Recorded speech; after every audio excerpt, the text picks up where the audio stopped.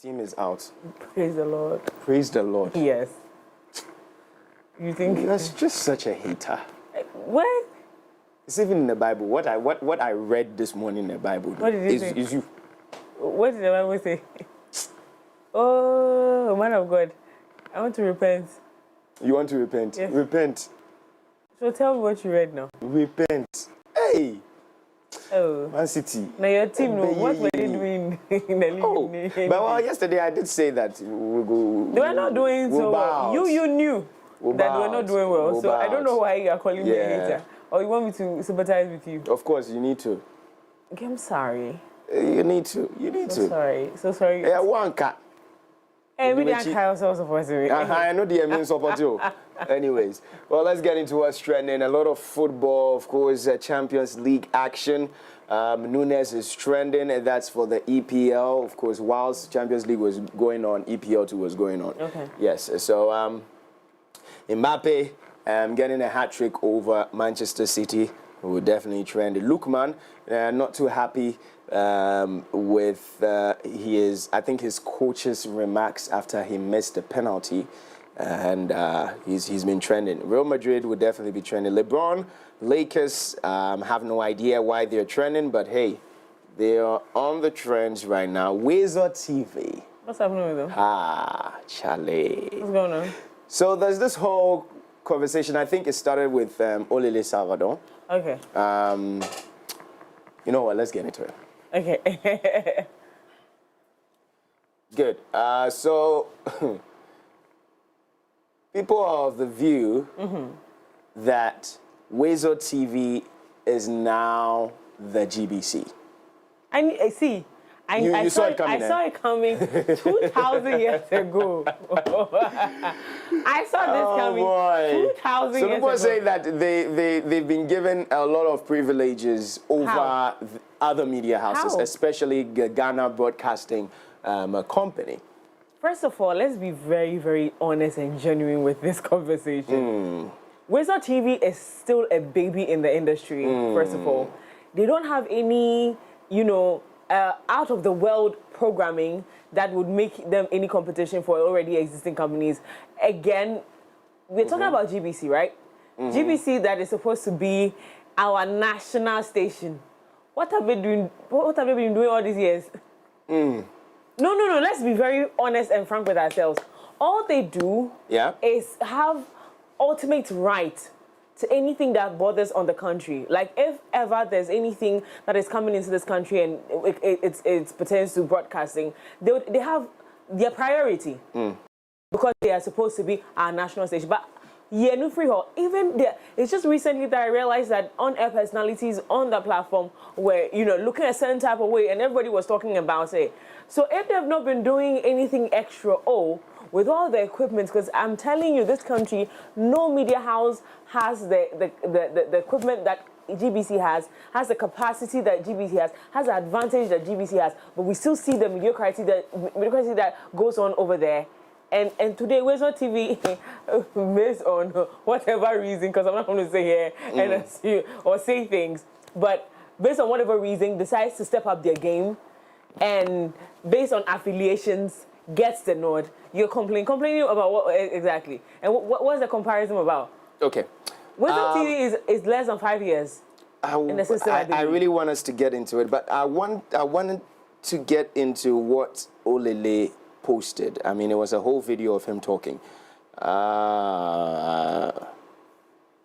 Yes. So this is it. Hopefully this plays. John Mahama became president, I have seen that there seems to be some level of preferential access to a private-owned media house like Weezer TV, bringing us closer to the president. Just look at this. From January 7, since President Mahama got sworn in, Weezer TV is the one that is even amplified on the president's X account. National Muslim Prayer and Thanksgiving, Weezer TV. National Prayer and Thanksgiving, Weezer TV. President John Mahama's thank you tour in the Volta region, Weezer TV. This is the unique conference that Mahama went to by Weasel TV. African Union by Weasel TV. Weasel TV is a private media outfit. It's not the state broadcaster. Under no circumstance whatsoever should a certain president amplify a stream from a private media outfit. For a very long time, we've seen a neglected state-owned broadcaster in GBC. And this is not just exclusive to the current government. In previous governments and even successive governments, we've seen that anytime they assume power, they tend to give certain priority access to pro-ruling politically owned media firms or media corporations. You know they lie, but I mean, even if you take it out of media and broadcasting, we have scenarios of State Insurance Company, SIC, being treated as an outcast and Enterprise Insurance Company given some level of preference. We also saw the National Lottery Authority, NLA, taking the rights away from the state-owned broadcaster, GBC, and giving it to a privately owned broadcaster, which is UTV. We also saw that even when it comes to our football, the Ghana Premier League, taken away from the GBC or the GTV and given to Star Times, a Chinese company. Now, we all do know that Weasel TV has been with President John Dramani Mahama when he was in opposition as a political party leader. But my point is, President Mahama is no longer a political party leader. He is now the President of the Republic of Ghana, not NDC. It doesn't look good when the state broadcaster is not the first to have such important activity around the president. Weasel TV can still go ahead and do what it does best as a media house, as a media firm. But we cannot ignore the responsibility of the state broadcaster. Wherever the presidents go, they have to go. And if the issue with GBC is that they are not up to task, so far as it's a government-owned institution, there needs to be some reset there. If you look at the 2017 Media Ownership Monitor in Ghana, the GBC is arguably one of the institutions or the places that are heavily funded by the state. So if it's an issue of financial embezzlement and people are not doing what they're supposed to do to meet the standard, that is why they are often overlooked, then it is government's responsibility to come in. If it is the machines, the equipment, or the devices that are not up to standard, government, it is your responsibility to make sure that it is up to standard. There is no way we should be calm and cross our legs and, because Weasel TV is giving us better quality, shout outs to Weasel TV. But if the state broadcaster is nowhere to be found, we need to ask questions because salaries are being paid and it should take an equal interest of the government as it were with our health and finance sectors. If somebody is heading that institution and is failing to be the first or be the leader in such a conversation, then we need to let the axe. So I needed to play this for you. So are you rescinding your... I'm not. No. Okay, all right. No. Speak to this for me. So he buttressed my point at the end of the video. Okay. When he said that if they're not up to task, if they're not doing what they're supposed to do, which is pretty much what we've seen in the past for the past couple of years. Mm-hmm. If GPC is not doing what it's supposed to do, then the onus lies on the government of the day to make sure that they're up to, because again, monies are being put in there and we don't see anything. They're not delivering. Do you understand my point? And I've seen fantastic talents go through that platform, get better with themselves, and then move on to other places. Where would you rather? Where would you rather work? A private institution, a media house? If you're a trained broadcaster, where would you rather work than the government-owned institutions? But look at people; they would rather be in private institutions, private media houses than GBC. That's true. You get my point? So again, he made very salient points. If GBC is not doing what it's supposed to do, the government machinery has to get in there and make sure things are fixed. This is not even a Weasel TV problem. It's a government problem. Political Exposure says prior to the 2020 election, City FM or City TV did not broadcast any NDC press conference. Even 2024, only few media houses embraced the NDC. We were in the trenches with Weasel TV. Now that we get power, you expect the NDC to forget Weasel? You are not serious. I don't think that's what people are asking for. They're saying that GBC, which is a state-owned media house, should have equal, if not more, rights to a national broadcasting content or national content than what we're seeing, right? If we're going to put Weasel TV there, GBC should be there. I think that's what they're asking for. I can totally understand the loyalty game they're playing over here, but that's not what it is about. If you're putting money, because do you know that GBC is highly funded by the government, completely, no private institution. And so if the government is putting money in there, let's see results, use them. All right, Big Afale says, I know most of you won't agree on this, but this is my point. Weasel TV is not a state TV, nor the official channel to broadcast government newsfeed. That thing should be stopped immediately. What would have been better than tweeting pictures of Weasel TV as if it were under attack? No. Some issues just don't need to be dragged out like that anymore. All right. Luisa Anoche says, Weasel TV is now the official broadcaster of the Mahama government. Okay. Bravo says, they played a huge role in our victory. Let them eat. They really worked for this. Even when no other media house availed themselves, Weasel was there. I know GBC has been given the opportunity, just like Weasel TV. All right. Ripe Chance Wood says, I like your posture. Keep defending. Big Try says, you are refusing not to get it. You said GM's pages should also not be broadcasting Weasel TV's feeds. Then I said GTV has tight schedules. But to solve this, then GTV should forget about the other programs when GM has an event and broadcast everything GM, like Weasel TV. Yawedufu says, Obiara Bwa. Weasel TV is here to stay. Evergreen Asantua says, Weasel TV, we go all out for you. Okay. Let me do a last one. Okay, so Prince Jose says, if we condemn enterprise insurance doing the work of SIC in the Nanado administration, then it's in place that we also condemn Weasel TV slowly overtaking the role of GBC, the state broadcaster. It will be gross double standards for anyone to shift position on this matter. Absolutely. Absolutely. Okay. All right. So this is why Weasel TV is top of the trends. Once again, if nobody knew about Weasel TV, there you have it. There you have it. Now, there you have it. I think everybody will start a lot of going people would now go look for Weasel TV to go and find out what's happening over there. Yeah. Shouts to Ira Adams. Good morning. Is he general manager? No, he's a very good friend of mine. I mean, yeah. Hey, wait. What name did you just mention? Mr. Ewa Adams. Ewa Adams. Hey. The morning show host. Yes. Yeah. That's. Oh, I found out. Listen, guys. Let me be very honest. I just discovered the guy. I think last week. I just saw something about him, and I thought he was absolutely brilliant. No, he's been a friend since. Never knew about him. No, he's been a friend since. Totally didn't know about him. I think he's fantastic. Yeah. Oh yeah. All right. Pep Guardiola would be trending. Liverpool trending. Emmanuel Ankara trending. Rosey Musiq. You want to get into that? Who's that? That is why you have to get into it so that you know who it is. I agree. Okay. Let's see. All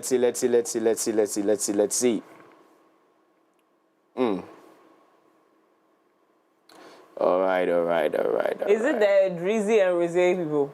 And then you one. I have no idea, but I'm trying to see what it is.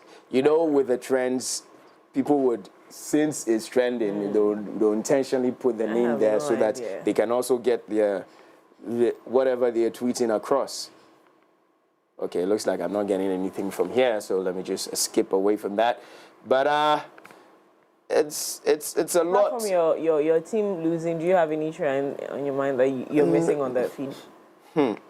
It will be about my team. You know, Foden is trending. That's Pep Guardiola is trending. I don't know. Okay, let me get into Pep Guardiola. Let me see what people are saying.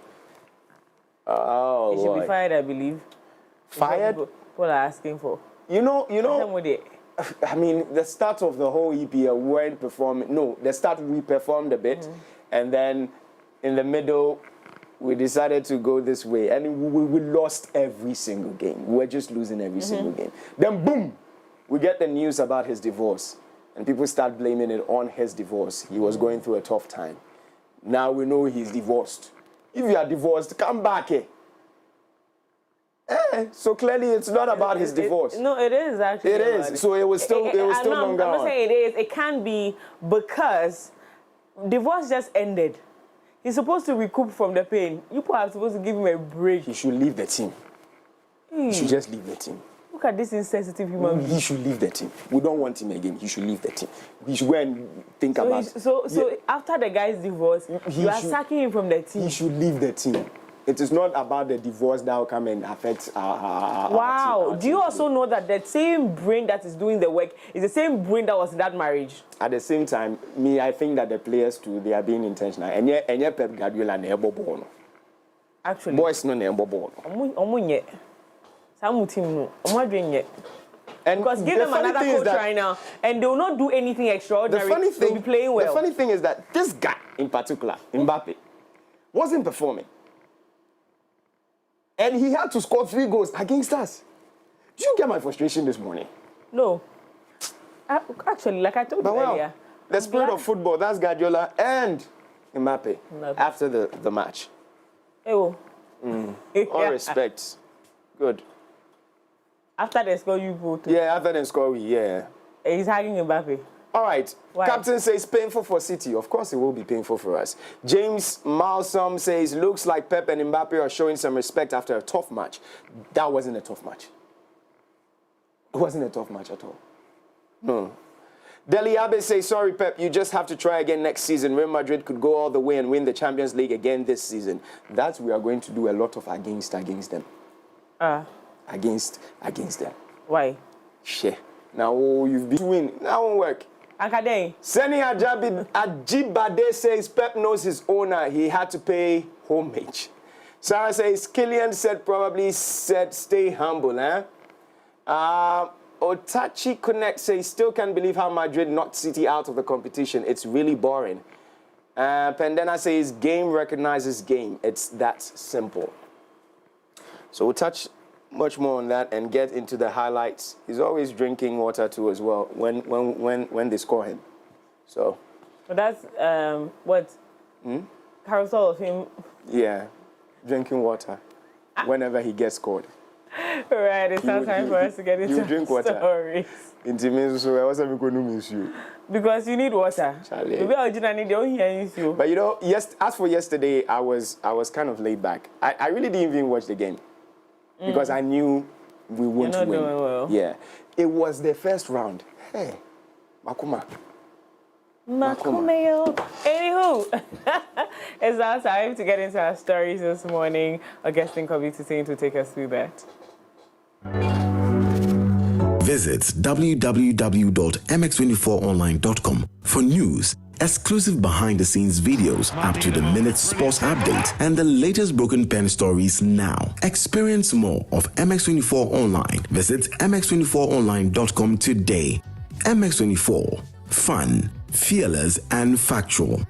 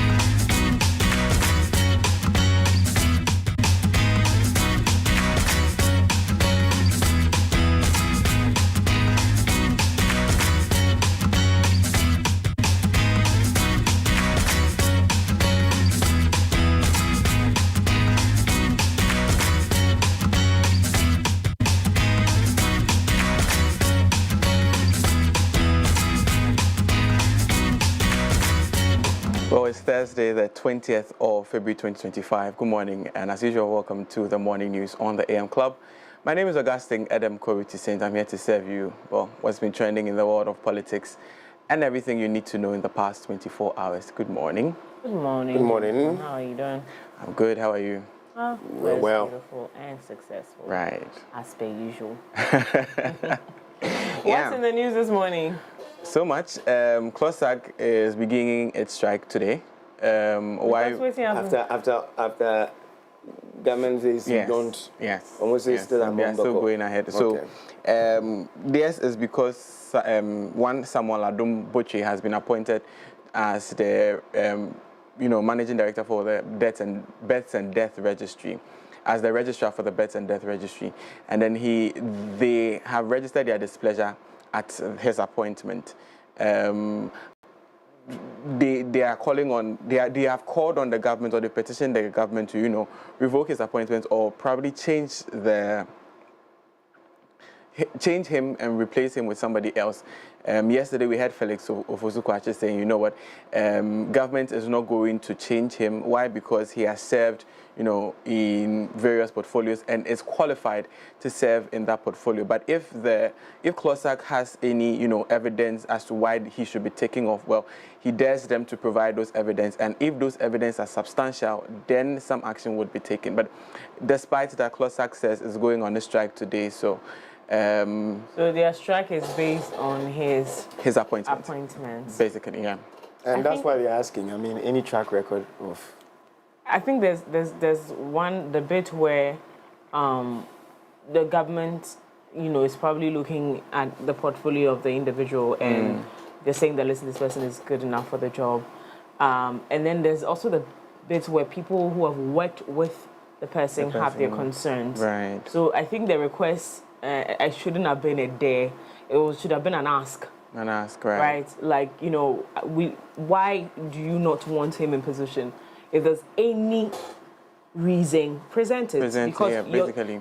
These people are going to be working with this person, and his productivity will be highly dependent on the people he works with. If the people don't want to work with him, do you not think they are going to sabotage him, or they're not going to comply with his rules? It's important for he himself to have that support. And if he doesn't have it from the get-go, it's not going to work.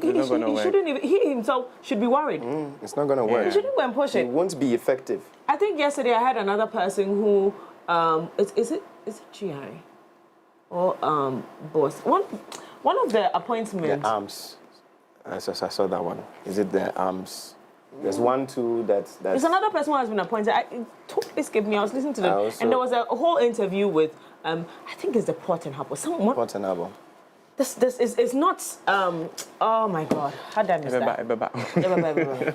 And when the interview was had with this one of the managers, he said that, listen, this person, VRE, right.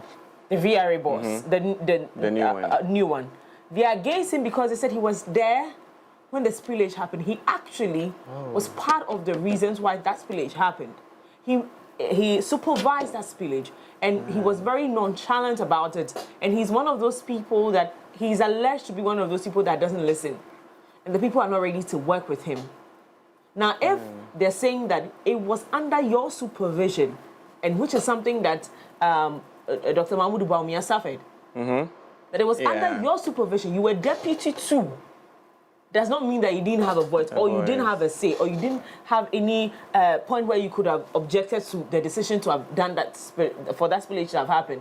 But you have supervised it to happen, and then now you want us to put you in authority, the top most. Your deputy, now top, and is what they're saying, And so for me, I don't see this happening. I don't see them allowing him to go through, appointing him and swearing him, or making sure his appointment goes through, because then the people might not comply. True. And the success that the government is looking for, they need to make sure that they are listening thoroughly. Yes, you have the person. You might like the person based on a track record that you have, but if the people he's going to be working with, who are the people that you need in the system the most, because he cannot do it alone. And even if you scrap up that entire team and decide to bring a new one, my guy, once they complain about it, there's a character issue. You are in for a big one, and so for me, I think they should listen. I don't know why in recent times, I mean, the appointments, it looks like there was no issue about those being appointed. It's just recent times that of the I don't know, is it firearms or something? Right. He too has come under, you know, so if they, so you see, mark. so if we have accepted, then they should know that these rejections are valid. Genuine. Look into They it. should look into it. Don't Ignore. stand there and make it look. Don't have the position of we are daring you to bring in evidence. Dare? No, that's too strong. Remember, and I love it when the president always is reiterating. Anytime he's speaking, he's saying that Ghanaians don't want bad governance. Ghanaians don't want bad. If you go and look at every speech that he's made since he's been sworn in, True. that is in those Reiterating that, speeches. yeah. So it's like a caution. People, we need to make Ghanaians feel okay, or else. You know, and he highlights the point that if you give Ghanaians bad governance, they will show you. Pepe. True. And that And he is has what we should. advised constantly that lead from humility. Lead from. Listen, and you see, and I'm not going. I have this conversation. God help me speak out of wisdom. I had someone making a very, very, serious argument, and I was sitting and I was listening. So I didn't comment. I didn't add anything to it. But I had them arguing seriously about former information minister and Felix Ofosu-Kwashe, sorry, and they were like, Felix Ofosu-Kwashe can never match up to him. Right. And I was like, what is it that is going on? Then I went to start listening to him. Entered conversations that were supposed to be very, very troublesome or daunting situations. How the former information minister constantly spoke from a place of like, when he's done listening, you think the problem is solved. It's solved, yeah. Do you remember COVID? I went to listen, I was like, I see what people are talking about. True. Yeah, because he was also a communications person, was on radio and television for a long time. He understands the nuances in having certain type of conversations, and he knew how to present it. I think that Felix should be very, very, very careful. Yeah. Daring, I don't think that's Well, aside that too, if you remember, Ernest Okumi, MP for Akwetia. Akwetia was one of the constituencies that were, questions were raised about the validity of the results in the 2024 elections. And then, if you will clearly remember, the NDC went ahead to secure an injunction against him from going to Parliament to be sworn in. Well, he went to sworn in, and then now he's wanted. Wanted for what? So for contempt. Contempt. So according to law, once an injunction is served on you, it's like a restraining order. Yes. You get, So he going to, it was restraining him from holding himself as MP. Now you've gone to Parliament, you've been sworn in as MP, that is one side. You're also holding MP for Akwetia, where the law or where the court clearly has injuncted you from serving in that portfolio. So now the case is back to court. He is now wanted by the police service and the court for prosecution for contempt. So Do you see where my frustration is going to come from? There are two right branches. Do you see where it's going to come from? Where? How did he get to Parliament? Right. How did he get sworn in? Right. Did the person doing the swearing in, i.e., the speaker, what do you call it? Speaker of Parliament, right? The speaker that did that, or Attorney General, No, whoever did the swearing in, didn't know injunction on this individual. So from my knowledge, because I need to understand. I'm not sure how. Normally, when these things are done, Parliament served notice. I don't know if Parliament was served notice. Served notice. That is a thing. So we also need to find out if Parliament was served notice. Yeah. And then clearly the minority would have known this. The majority would have also known this. But I don't know how come that conversation died until now. Because even yesterday, when the court ruling came, when the the case for contempt came in, he was in Parliament. So he was in Parliament, he realized the news and then walked out of Parliament with Patricia PJ and then the minority leader, Alexander Afenyomarking, and then Ahmed Shaib, and then they left Parliament. So we do not know where they were going to, whether they were, going to present himself or he was, But as of yesterday, when the case was, outside, when the news was out, he was in Parliament. He was in the Chamber of Parliament. It raises a lot of questions. He's been going to Parliament ever since the 9th. It raises a lot of questions. With such impudence, like, we will do it, and at the time when we want, and it gets out of line, then we will use our powers to correct it. I don't think that's what we want to do. Anywho, let's get into our stories. Get into the stories for this morning. This morning, let's start off with Labour, where the Civil and Local Government Staff Association of Ghana, CLOSAG, has called on its members to prepare as it is ready to begin its strike scheduled for today, Thursday, February 20, 2025. Now, the planned strike is in protest against the continued tenure of Samuel Adom-Botwe as the Births and Deaths Registry as a registrar. Now, CLOSAG has expressed concerns over Mr. Botwe's participation in the office's budget hearing at the Ministry of Local Government, Chieftaincy and Religious Affairs on Monday. February 17, 2025, which they see as evidence that he remains in his role contrary to the government's previous commitment to replace him. Now, the statement which was released earlier this week by the Executive Secretary, Isaac Bampoado, the association reaffirmed that the strike will proceed today as planned unless their concerns are addressed. As always, you want to stay glued to MX24GH and MX24 News on Instagram, because we will be updating you as to what happens with regards to the strike and if it would be called off, hopefully by the end of the day, because we know discussions are being had to avert this from happening. So you want to stay glued to our socials as well as the website mx24.app/voting voices, where you get updates on this particular case. Now let's do some international but foreign affairs news. Foreign Affairs Minister Samuel Okudzeto-Ablakwa has urged staff of the Passport Office to prepare for extended working hours, night, day and dawn shifts as part of the government's 24-hour economy initiative.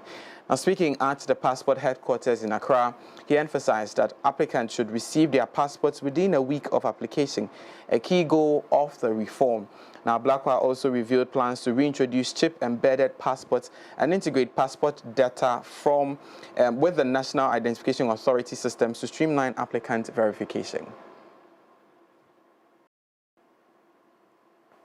The storage facility, expanded data centers, and then we will also make sure that in terms of conference rooms and other areas where the general public can be comfortable before you attend to them, we'll make sure that that is done. So that is at the headquarters. Then we are also rolling out a program that will ensure that every region in Ghana has a decent passport application center. So we are also going to do that so that Ghanaians everywhere know that we think about them. They are our priority. It should not be the case that if you really need to go through the fiscal vetting, the fiscal processes of ascertaining whether you qualify for a passport or not, assessing your fiscal features and all of that, you need to travel all the way to Accra. We want to end that. It should be a matter of the past. Then you've also heard about big reforms that we want to carry out. We want the passport administration in our country to become a 24-hour operation. So this year, you need to stand by and get ready. Be preparing yourselves. We are going to be running 3 shifts so that we want to cut down on the waiting time for passports. I'm told that you've done quite well. You've come up to about 3 weeks to 4 weeks these days. But we believe that within a week, it should be possible to get a Ghanaian passport when you apply for it. And the 24-hour intervention and do away with the frustration that the general public has been complaining about. So those who will be coming for renewals, you already have their details in your system, you have their biometrics and all of that. You should be able to apply online and get your passports delivered to you through courier. Well, that was Minister for Foreign Affairs Samuel Okudzeto-Ablakwa speaking, where he was, orienting workers' hardships in line with His Excellency the President's reform agenda. But then let's move away from this and go to Parliament and the courts, where the High Court in Korea in the Eastern region has convicted the Member of Parliament for Akwetia Ernest Kumi for contempt of court. Now, the ruling follows his defiance of an interim injunction barring him from being sworn in as a legislator. Now, presiding judge, Justice Senyor Amedahe, also issued a bench warrant for Kumi's arrest after he failed to appear before the court for sentencing. The court had earlier restrained the MP from presenting himself for swearing in pending the resolution of a legal dispute. However, despite this directive, Kumi proceeded to take the oath of office in Parliament. Now, citing overwhelming evidence of willful defiance, the court ruled that the lawmaker had acted in contempt. Attempts by the minority caucus in Parliament to justify his absence from the hearing through an official letter were dismissed by the judge, who maintained that Kumi had disregarded the court's authority. Now, with the bench warrant now in effect, authorities are expected to enforce his arrest and ensure compliance with the court's ruling. Let's stay on the subject because Minority Leader Alexander Afenyo-Markin has assured that the Minority Caucus will take necessary steps to ensure that the Akwatia MP Ernest Kumi complies with the law. His statement follows the Koforidua High Court's conviction of Kumi for contempt after he defied an interim injunction barring him from being sworn in as a legislator.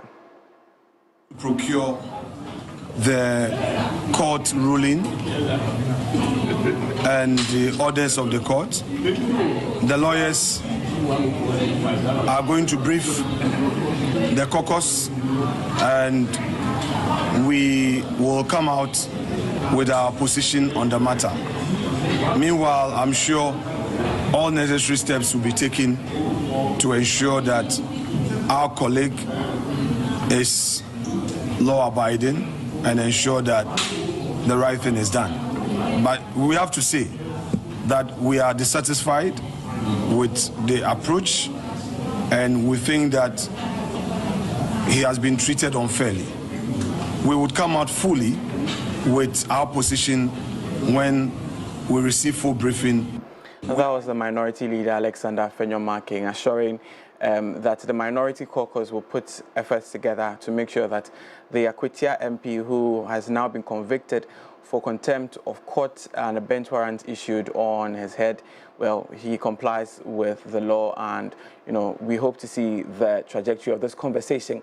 In as much as the week is dying out, you still want to stay glued to MX24GH, MX24 News, and MX24.app/voting voices, because we would be updating you on this particular story as well as others in the course of the week. But then let's still stay on the Minority Leader, because Alexander Afenyo-Markin has urged President John Dramani Mahama to issue an immediate directive to withdraw the Chief of Staff's instruction that have led to mass dismissals.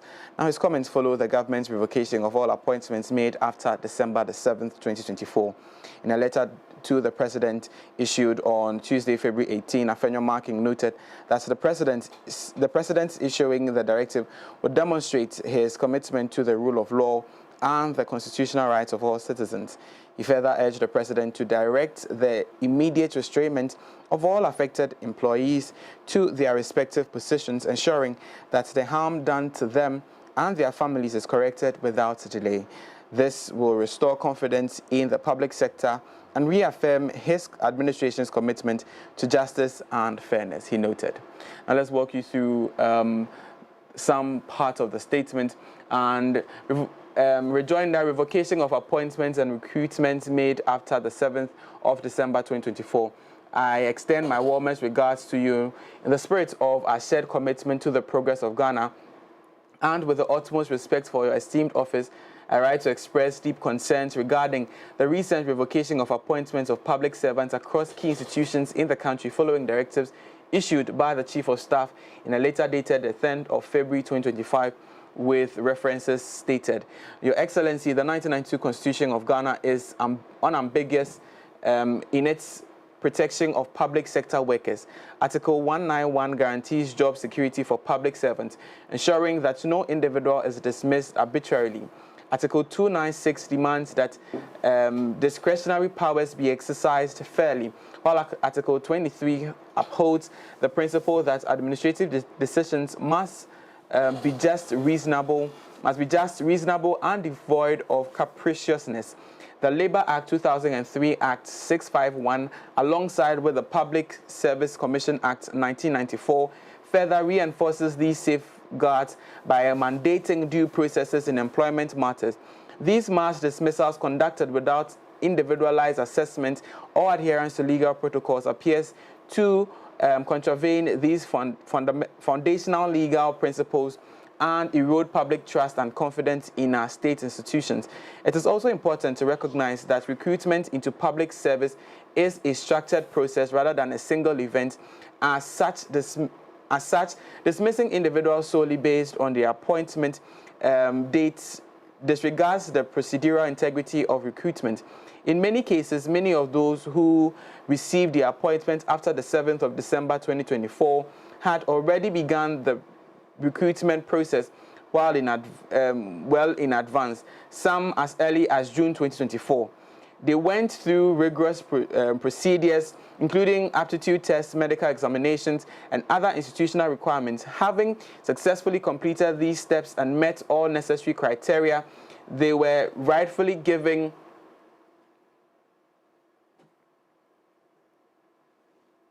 appointment. It is therefore unfair and unjust to dismiss individuals solely based on their appointment dates, disregarding the merit-based processes they underwent. Moreover, Your Excellency, this development stands in stark contrast to the vision you passionately articulated during your inauguration on 7th January 2025. You pledged to lead a country that prioritizes inclusivity, national unity, and economic improvement.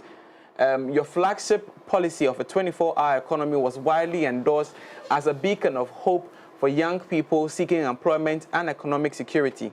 It is therefore deeply disappointing that rather than expanding job opportunities, your administration is now overseeing a wave of terminations, displacing hard-working Ghanaians from their existing livelihoods.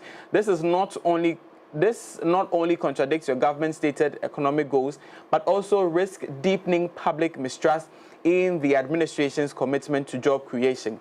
He goes on to say, Your Excellency, history reminds us of your principled stance on this very issue.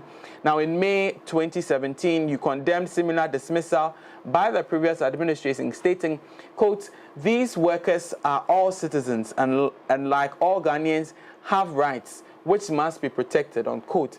These words resonated with many Ghanaians at the time as they reflected a commitment to justice and the rule of law.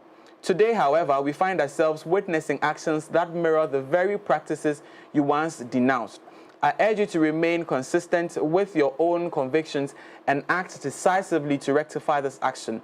Additionally, Your Excellency, I respectfully draw your attention to the Supreme Court's landmark decision in Ghana Center for Democratic Development and ORS versus the Attorney General, delivered by Justice Awagah, where the court reaffirmed that the politically motivated removal of public servants violates constitutional principles.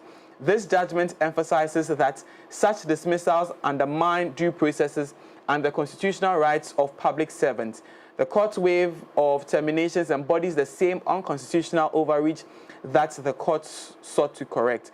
Now, what does Afenyo Markin want the president to do? Well, Your Excellency, in light of the foregoing, I respectfully urge you to consider the following to uphold constitutional principles and fairness. First, he wants the withdrawal of the Chief of Staff's directive and an issuance of an immediate directive to withdraw the Chief of Staff's instructions that have led to the mass dismissals. This would demonstrate your commitment to upholding the rule of law and the constitutional rights of all citizens. He also wants a recall of affected employees. He wants a directive that, immediately reinstates all affected employees to their respective positions, ensuring that the harm done to them and their families is corrected without delay. This will restore confidence in the public servant and reaffirm your administration's commitment to justice and fairness. Now, he also wants monitoring and compliance by the Minister for Labour, Jobs and Employment. He wants a tax to be given to the Minister for Labour, Jobs and Employment with monitoring compliance by all public institutions with a directive to reinstate affected employees. The minister should also provide a comprehensive report to Your Excellency and Parliament within 30 days detailing the steps taken to rectify the situation and prevent further occurrences. Now, he concludes by saying, in the spirit of constructive dialogue and national unity, I stand ready to collaborate with your administration in addressing these concerns and advancing the shared aspiration of our people. That said, as a custodian of the minorities mandate, I must also affirm that there will be times when my side will vigorously defend the national interest against any governmental actions deemed injurious to the welfare of our citizens or the principles of good governance. I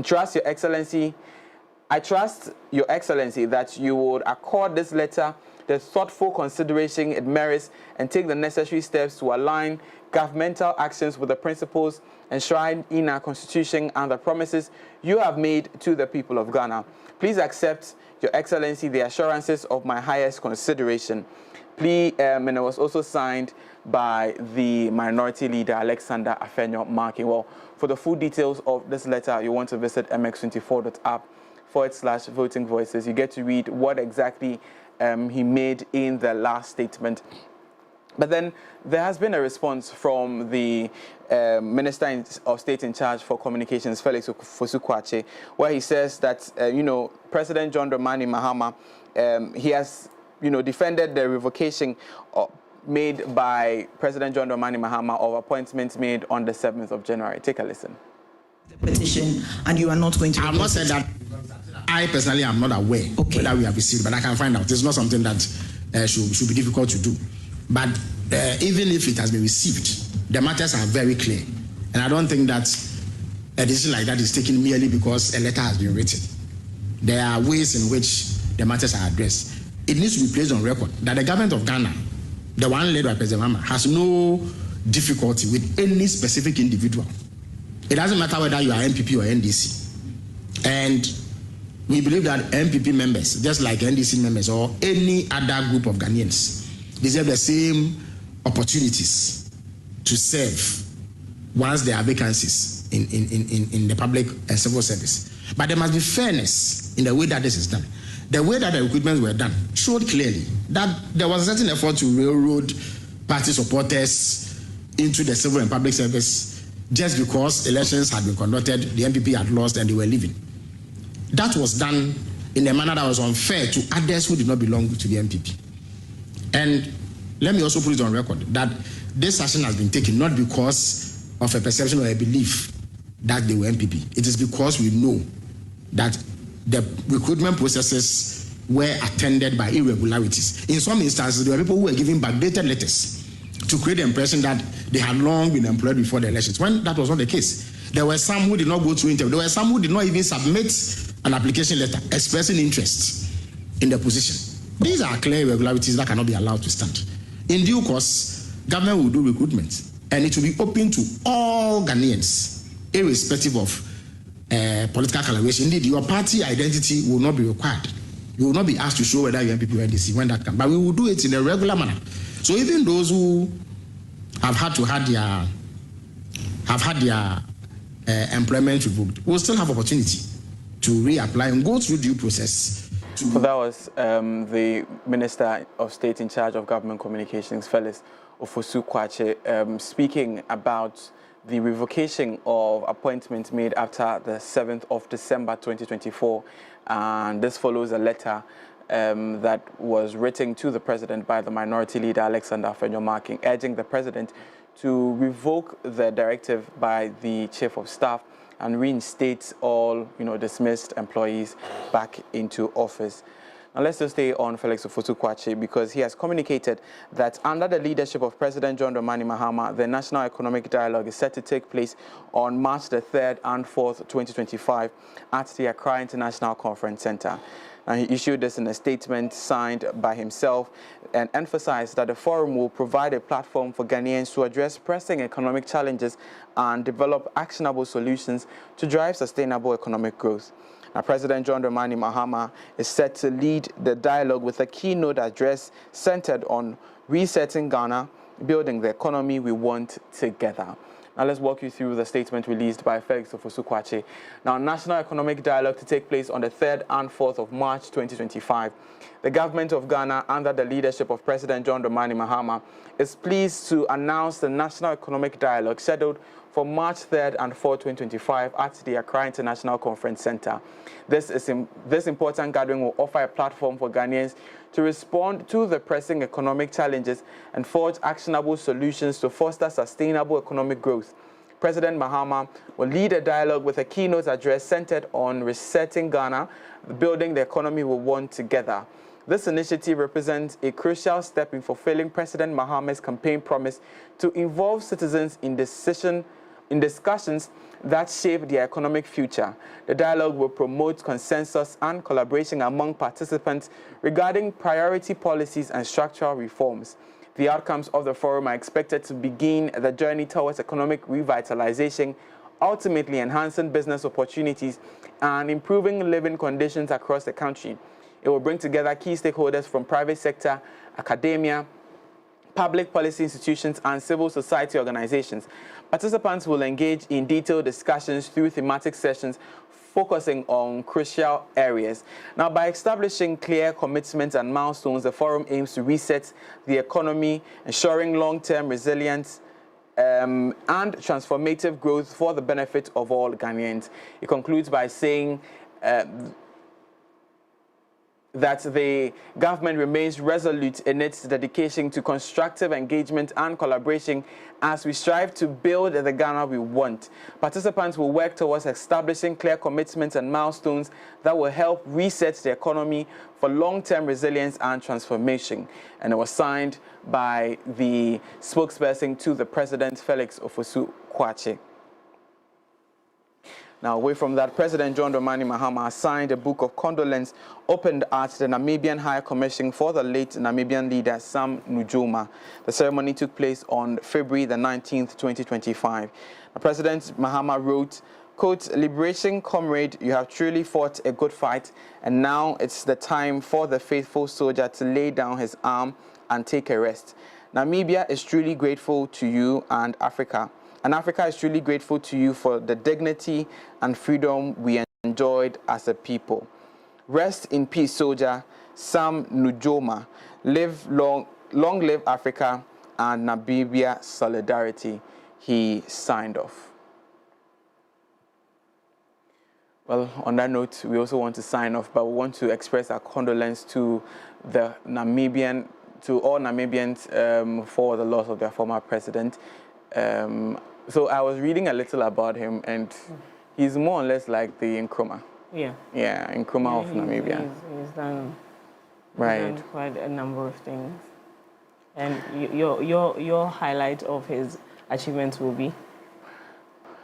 His whole reform for the freedom of Africa, tying it down to that of Namibia. So I read that he also believed in, empowering the African continent, or empowering a country, and then which in turn empowers the continent, the whole continent. Yeah. So I totally buy into his idea of quote unquote liberation of a country, and then in turn empowering the whole continent. Yeah. And I think these heroes haven't been celebrated enough. And I think the other day I was making a statement here on this platform that if we meet an African leader who says that Africa needs to be united, or if we ever had an encounter with an African leader who thought that the African people have power to run their own affairs. And we did not celebrate them enough, Trump has given us another chance to relook at these leaders again. And the former Namibian president is one of them. If ever the people of Namibia wants to come out of themselves and make a statement, some of his beliefs and some of the things that he pushed should be some of the things they should, because again, we've heard severally. And I have this very awesome friend of mine who would always say that he's an Nkrumahist. But when you go to other countries, in fact, there are certain leaders that when they're doing things, it looks like it's against the people, but it's really for the people, because the African the average African does not believe that we can do these things by ourselves. True. And if we continuously listen to some of these leaders, we will have the change of mind that we need. Because imagine, recently I heard something about the US aid and how it was a huge founding scheme for Boko Haram. I don't know the truth in this, but these are some of the assertions that are being made. Imagine if this is the truth. Imagine if this is something that was actually happening. Girls were raped. Young girls went missing for days. True. For months. Families were displaced. You know, so if the African people cannot start taking matters into their own hands, we're in for a big one. Yeah. We're in for a very big one. I am very humbled again by leaders like this, and we pray his wonderful soul rest in peace. And we pray young people, young Ghanaians and Africans rise like this and take up the mantle. It has become imperative. It has become important. Very. That the African understands that. See, if we wake up one morning and IMF decides that we don't mind this again, we are finished. This continent are finished. So we need to do better with ourselves. And well, that's not the case, but it could happen. It could happen. It should actually. Really? Yeah. It should, but not now. Honey, the aids they have been giving us. Have you seen the clause around those aids? Yeah, I know, right? I know. If you have not, as a Ghanaian, then go and look into it well. Right. That is why there are certain things we cannot do. So, and there are certain things that you would sit there as an individual or as a citizen and ask yourself questions like, why is the government not doing this? Yeah. Why is it not doing it? They are restricted. I'll come back and say this, that if they tell you that they are giving you 10 million, 3 million is what is coming. Right. The rest of the money they are using for other things. I'm telling you, I think every African should look into this IMF deal by themselves.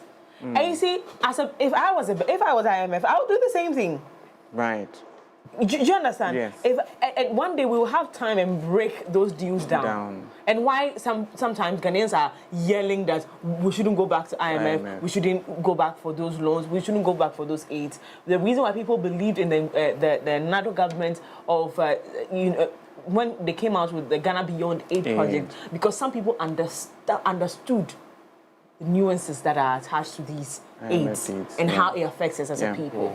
You know, I think the other day they were suggesting to us that certain taxes be introduced because of what was happening with our economy, and maybe those taxes we didn't even need them, but they need their money back. Do you understand my point? So I believe that we can do better, and leaders like this should be celebrated every single day.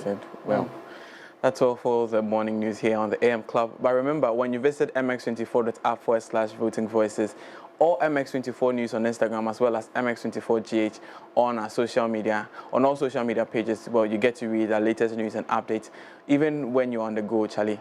You want to be in the know, so that, you know what, if anything comes, you are sorted. Because we got you sorted. We got you sorted on the website, we got you sorted on social. What more can you ask for?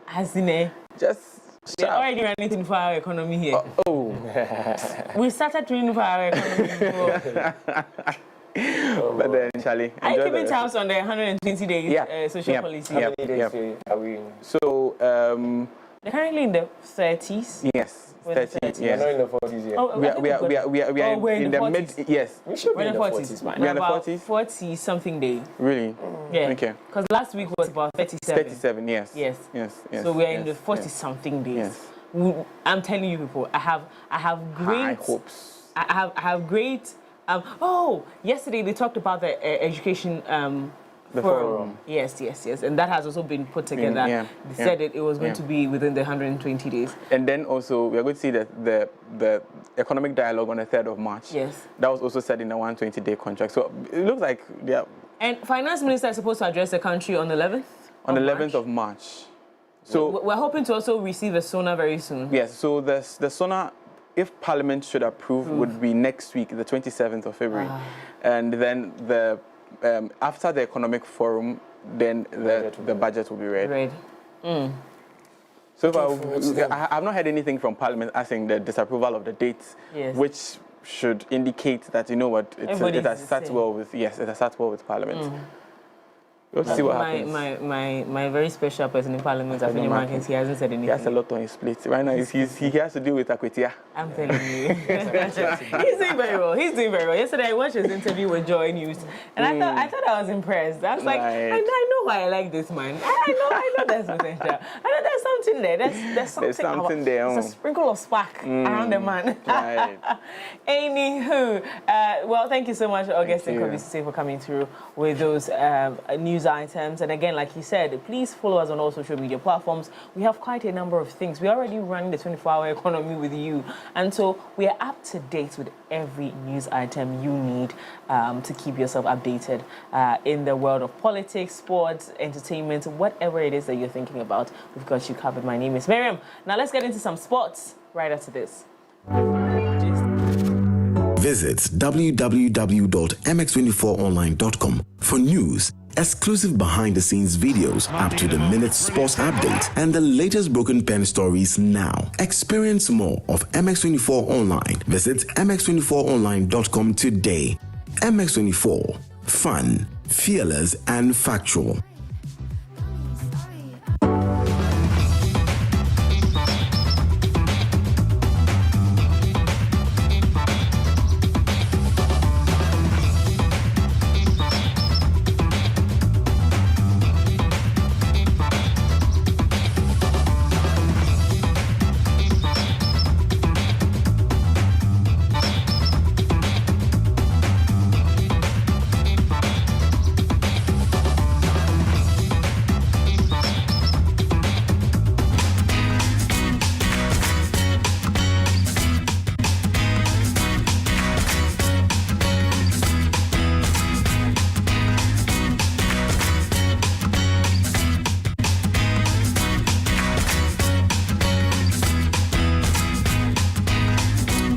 My name is Kojo Dasabre. Let's settle for some sports updates right here on the AM Club on MX24.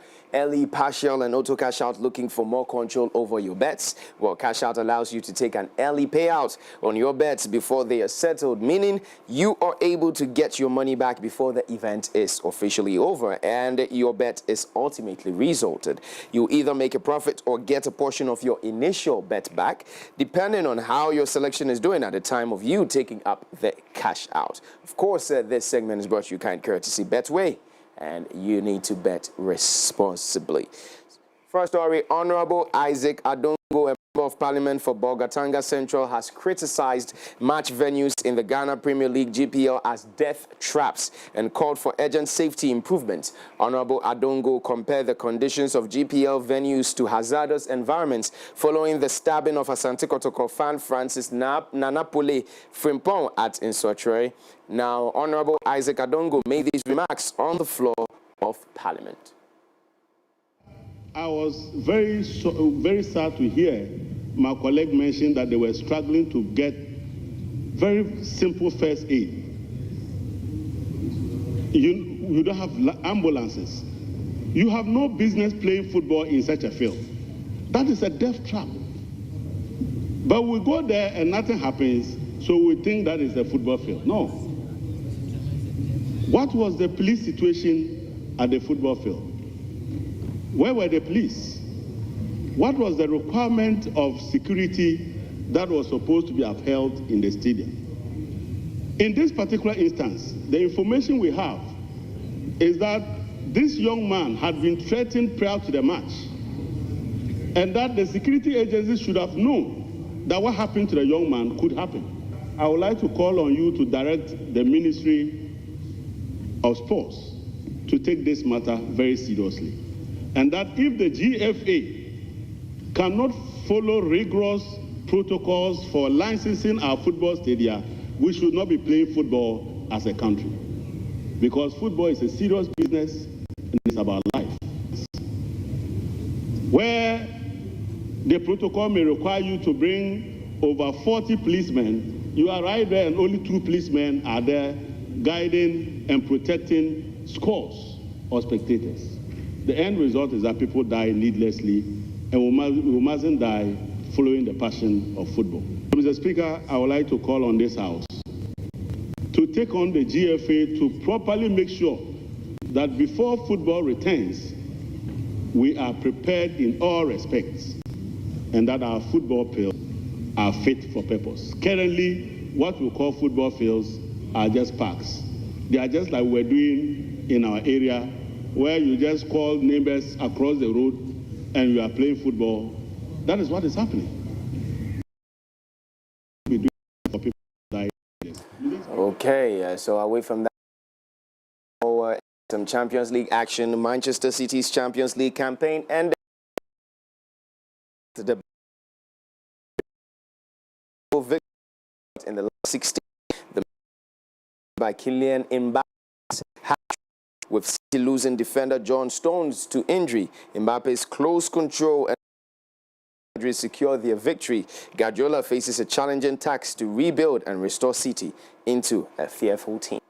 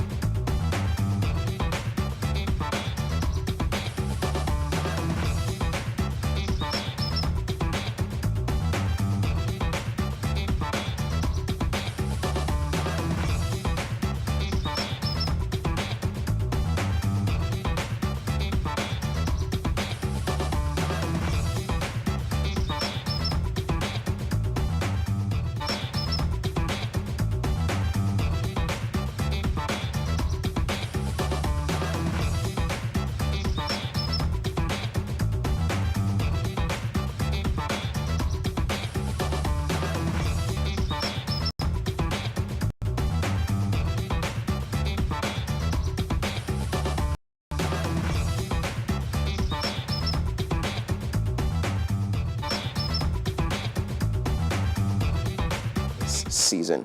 But away from that, let's do some tennis. World number one, Aryna Sabalenka picked up her first win since the Australian Open semi-finals with a 6-3, 6-4 victory over qualifier Veronika Kudermetova at the Dubai Duty-Free Tennis Championships. Coming into Dubai, Sabalenka had lost her last two matches, the Australian Open final to Madison Keys and her Doha opener against Ekaterina Alexandrova. Now, but the top seed refused to let that...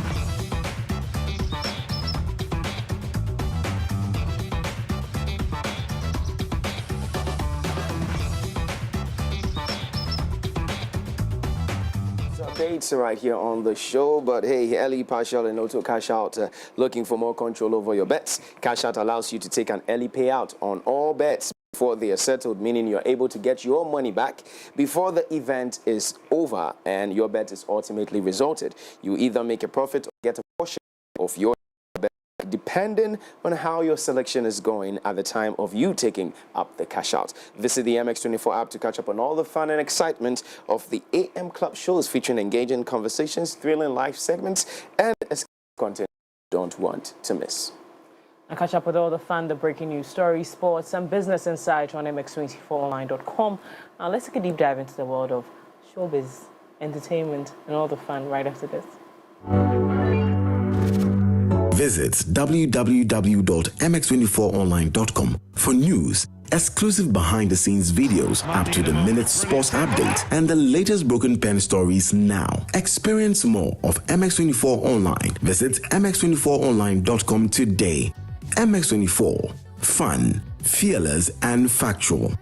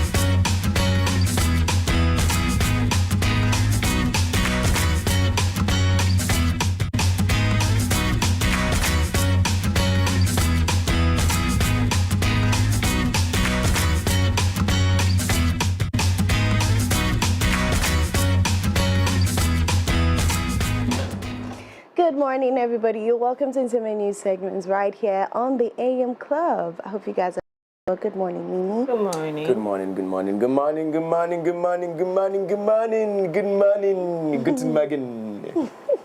You don't have to read. Bonjour. Comment ça va? Ah. Tu vas pas parler. Bonjour, comment ça va? Ça va bien. Ah. Merci. Ah.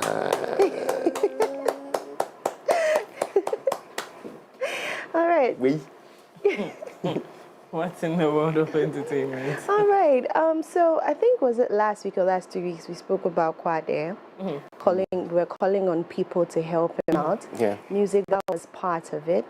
We have the second president of Musica, Mami.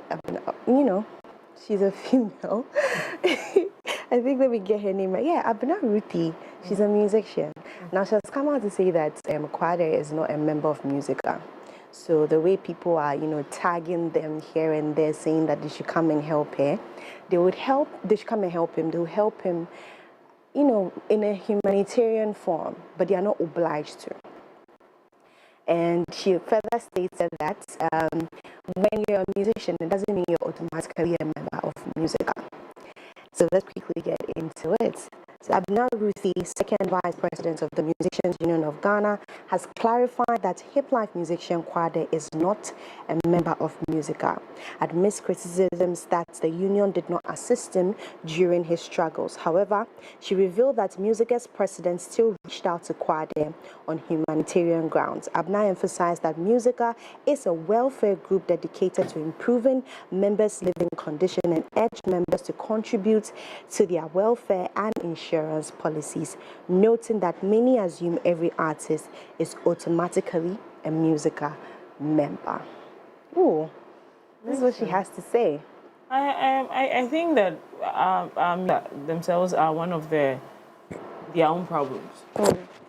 Gambro, Musica, they are all there to help you, even if they are not helping you. It's part of their job to like she rightly said, it's a welfare organization that sees to the welfare of musicians who are registered under Musica. If you're registered under Musica and you're not taken care of, then you have a problem. But don't assume that, because you're a musician, Musica should come and reach out to you. No, they're not obliged, first of all.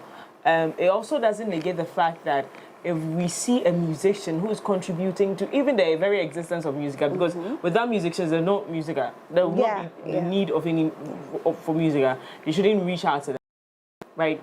If we see a struggling musician who, by the way, is contributing to the very existence of this body, they should be able to reach out. And maybe even at that time where they're reaching out, I think that, see, this is the biggest problem. And I said this in 2016, that they have not educated enough the musicians that they need to be part of Musica. Okay. And they are not attractive enough for anybody to think that they want to be a part of. Because what has Musica done for any musician in this country? Let's be honest about this. So the institution itself is not attractive to the musicians, and they are not even putting in a lot of education to make sure that the musicians see the essence of being a part of the institution. Yeah. So that's where we're going to be at. So what she's saying constitutionally is right. She has not insulted anybody. She has not said anything wrong. But they need to do better.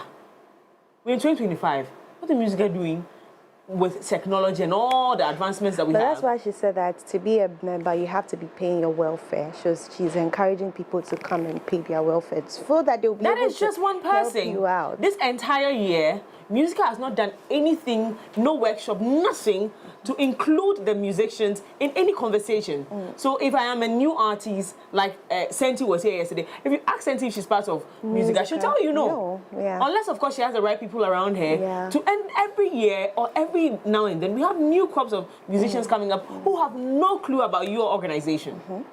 Because again, what are you going to do for them if they come on board? So I think they have a lot of work to do in terms of publicity. I think they also have to rewrite the wrong perceptions that have been altered against them, because any young musician coming up already has heard about what Musica and Gamro is not doing. So what will push them to even get there? And even the old musicians have come out to complain. So it's like these new musicians have seen it. I'm getting into music. Why would I even want to be interested in joining Musica or anything of that sort? You get it. So it's time for them to stop making it look like we are an institution, we are there, you must be part of us, and you are not doing anything to show us why we should be part of you in the first place. So please kindly do so. That is why you are an institution. You get it? You need to put things right. You need to show us that, show working. We're moving on to the next story. Now, this story, we have Bizzle of Bizzle Entertainment, one of Ghana's event organizer in UK. Okay, now he had a conversation saying that most of the times when there's an event that's organized in the UK and the event is a veteran musician, it sells out more. It's like mostly a sold-out concert. He mentioned names like Daddy Lumba, KK Fosu. They mostly sell out more than these young ones. And he stated that it's probably just the way they, relate with the fans and event organizers and all of that. And so let's quickly get into what he's saying. Bizzle, a prominent Ghanaian event organizer based in the UK, has revealed that events featuring veteran musicians tend to sell out faster and attract larger crowds compared to those with younger artists. According to Bizzle, legendary musicians like Amachi Dede and Daddy Lumba consistently fill up arenas, whereas events with newer artists often struggle to draw in audiences. He also highlighted the existing gap between artists, fans and promoters in the UK, which significantly impacts event turnouts, emphasizing the need for better collaboration and understanding among these stakeholders. Now, this actually brought me back to the TGMAs, and I saw you when I was watching the TV, I saw you on your feet dancing to Amachi Dede in your pink, Everybody was on their feet. Yes. And we had people like Kim Promise, we had people like the young musicians that came in, some were sitting, few were on their feet. But when they got to Amachi Dede performing, going back to back, everybody was on their feet. Why is it like that though? And as he said, like they are filling, these are the Ghanaian artists that are filling the, you know, the arenas. Jay calls them yesterday's hits, today's classics. Good music. And I'm going to say this very good music can stand the test of time. There's going to be a time where you and I will be older people and they'll play a Kwame Awagah song. It will be up and our children will be up dancing. Yeah. It's going to be that time because the song is good. There's also the bit where when you go to the UK, Obi Aswanyeshi. Obi Aswanyeshi. For that, right? So, and most of them are old people. Most of them have lived longer. And even the younger people, right? Even the younger people in the UK are not so connected, but for social media, a lot of songs that came out from this side of town were not promoted well over there, so they don't know it. Yeah.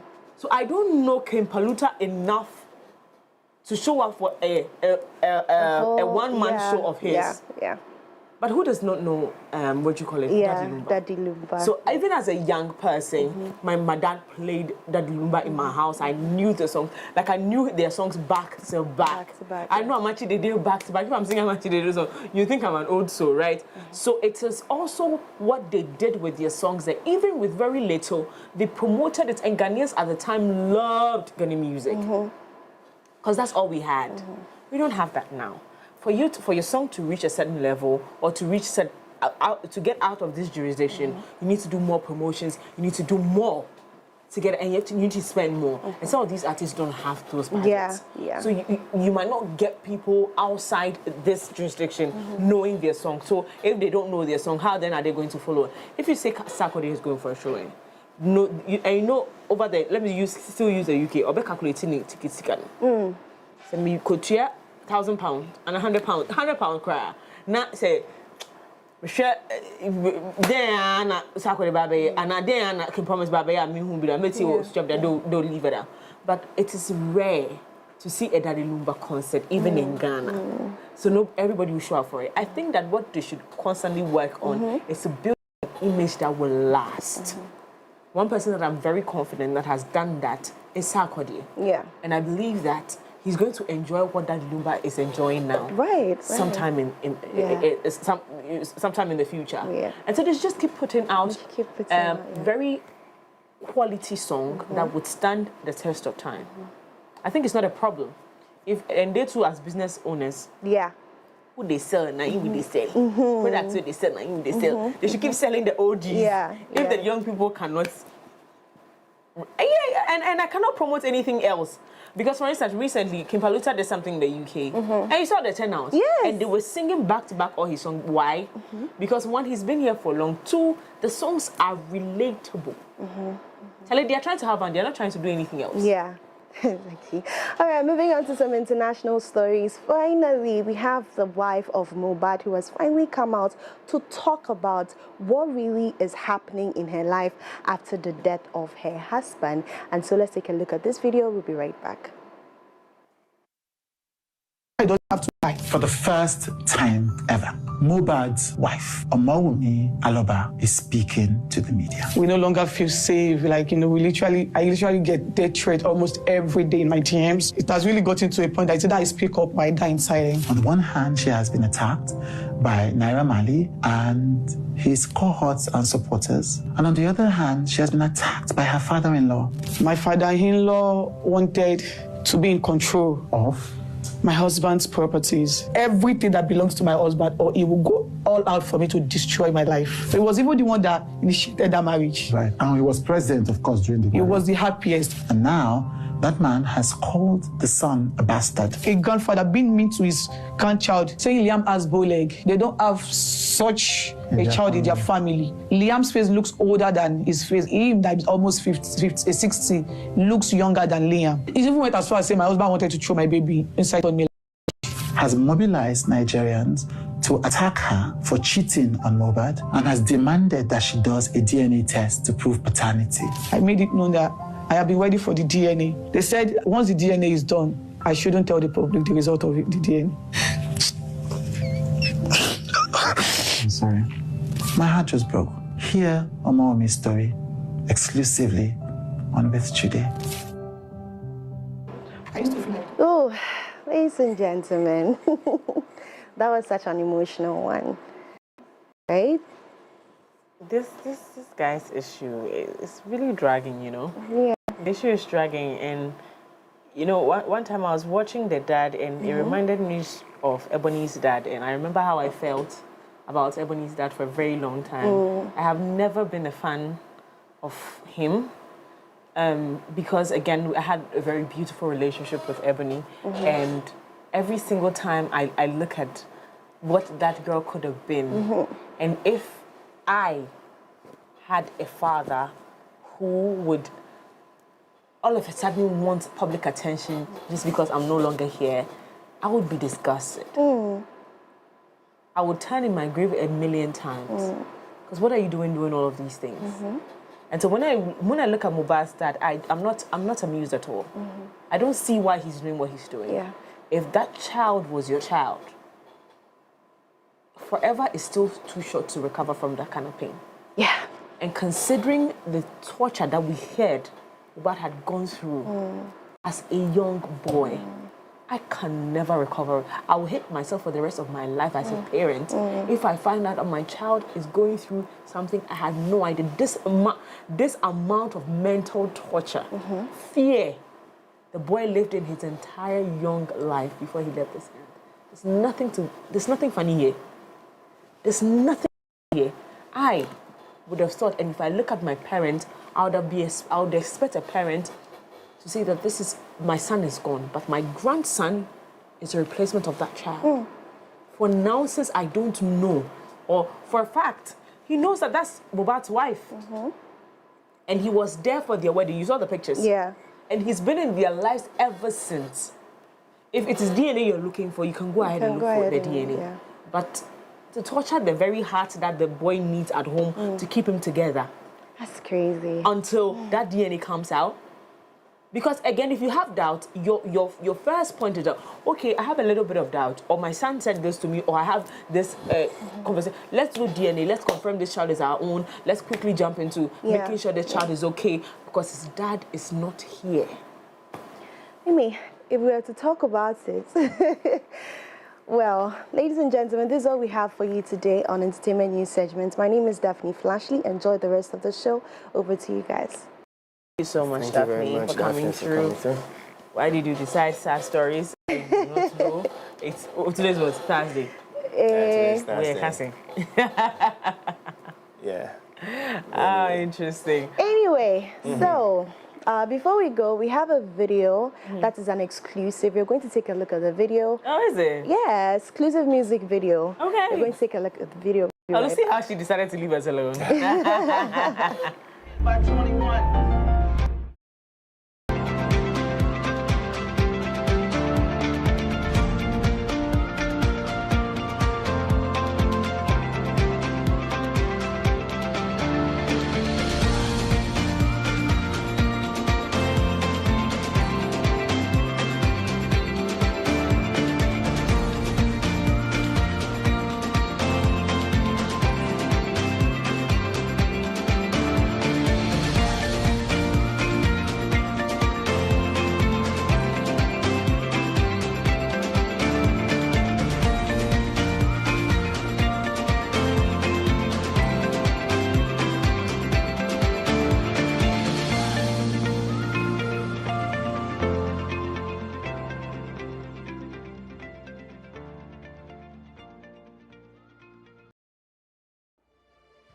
Drama, betrayal, faith, forbidden love. What would you do when life writes a chapter you didn't ask for? Every broken pen has a story to tell. Every story has a lesson to learn. But the question is, how do you fix it? The Broken Pen Show is back. real stories, raw truths, and maybe, just maybe, the answers you've been looking for.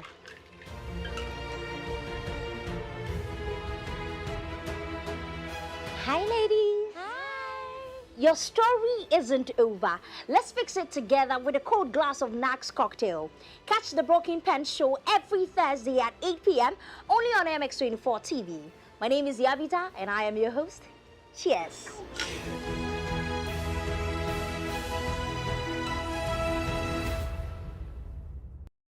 Okay, you're watching MX24 TV, and this your boy Perez Music. Ciao! Hi guys, how you doing? This is your boy SDK, and I'm here on MX24.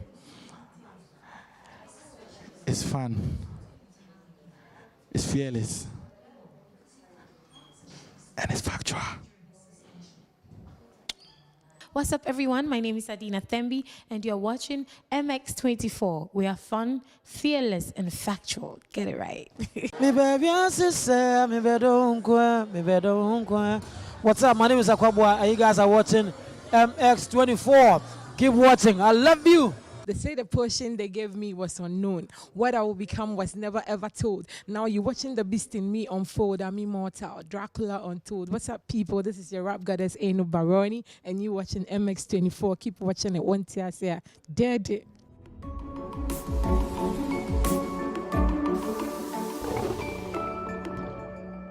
Your songbird Jackie. Keep watching MX24. Yo, what's up? It's your boy Last Minute. You watching MX24. Yeah. What's it called? Hey, I popped up some yesterday. He has a name. Confetti. Confetti. Yeah. Where's the confetti? Pop. Just that I and my mouth will not say what the title of the song is. What is it called? Stupid. So it's not what you're thinking, okay? It's two. It's W. Double U. It's two. Yeah. So if you're an English student, you know that this is not how to spell stupid. No, so stupid, an exclusive from the camp of D Black, and the new artist is Ugly Dre. Why would anybody ever choose that name, though? That's a very good question. So we need him. We need to have a special conversation with him. But that's a nice one.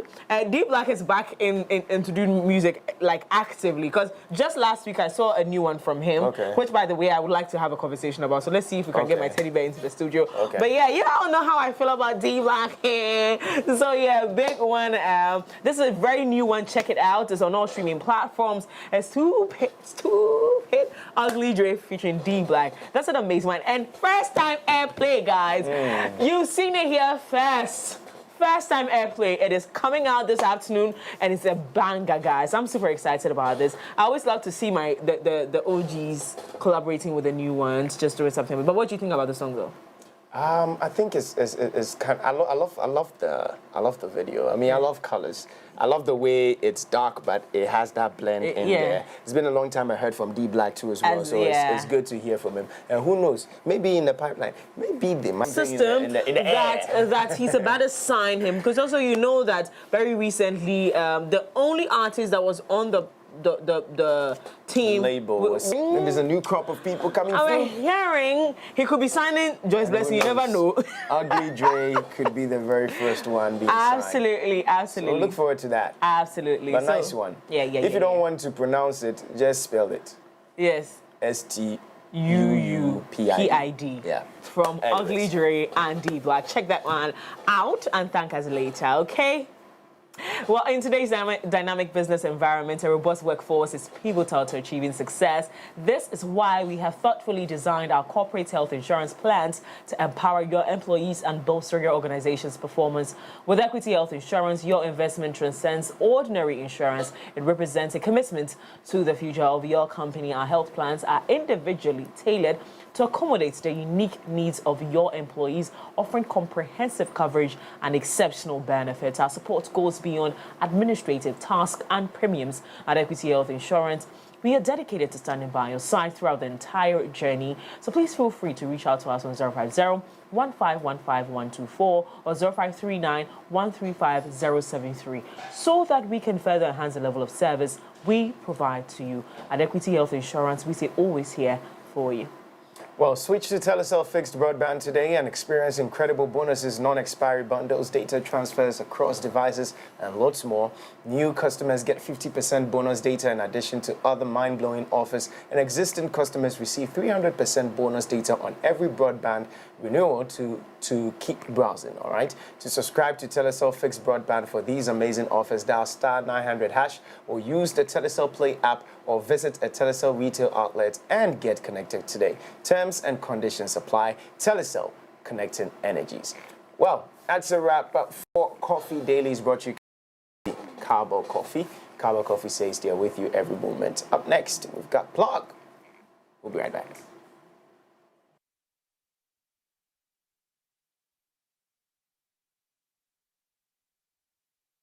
Behind-the-scenes videos, up-to-the-minute sports updates, and the latest broken pen stories now. Experience more of MX24 Online. Visit mx24online.com today. MX24. Fun, fearless, and factual.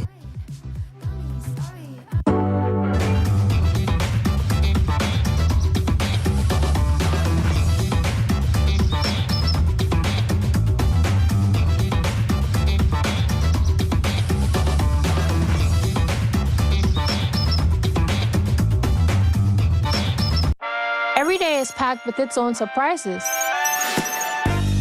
You never know which thrill is around the corner. Or how it will play out. There's a sense of excitement.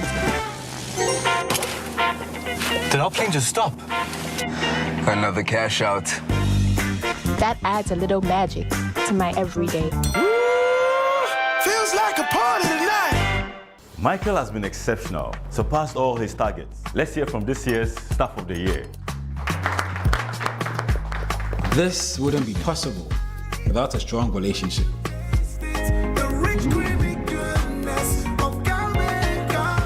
You've been with me through university.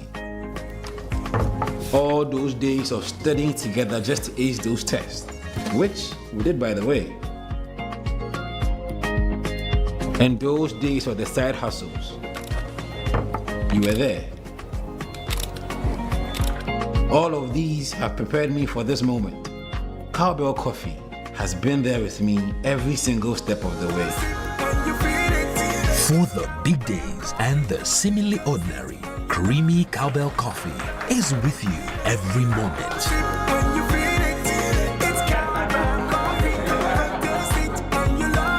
This advert is FDA approved. This is a call to you.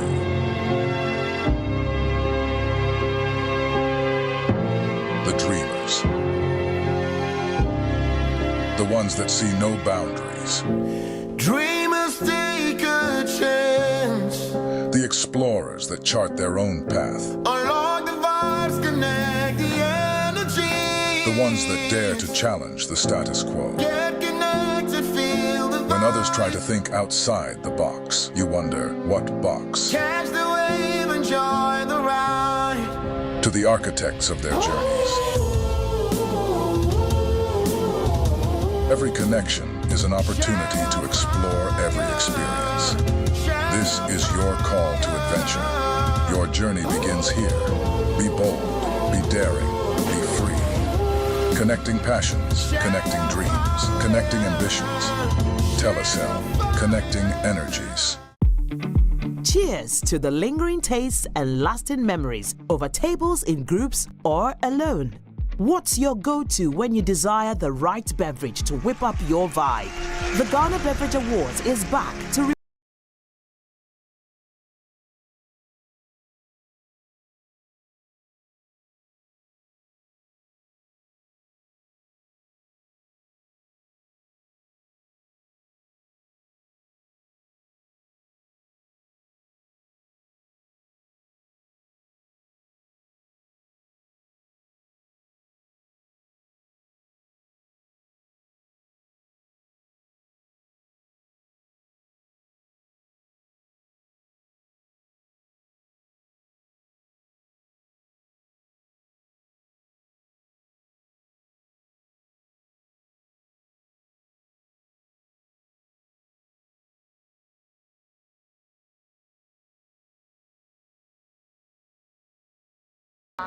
betrayal, faith, forbidden love. What would you do when life writes a chapter you didn't ask for? Every broken pen has a story to tell. Every story has a lesson to learn. But the question is, how do you fix it? The Broken Pen Show is back. Real stories, raw truths, and maybe, just maybe, the answers you've been looking for.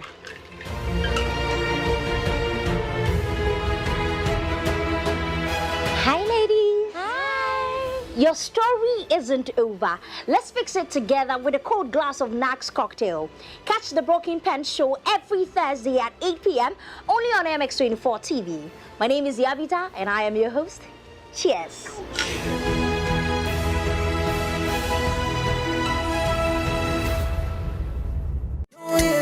Shout out to that boy Kitty. Where did they do me?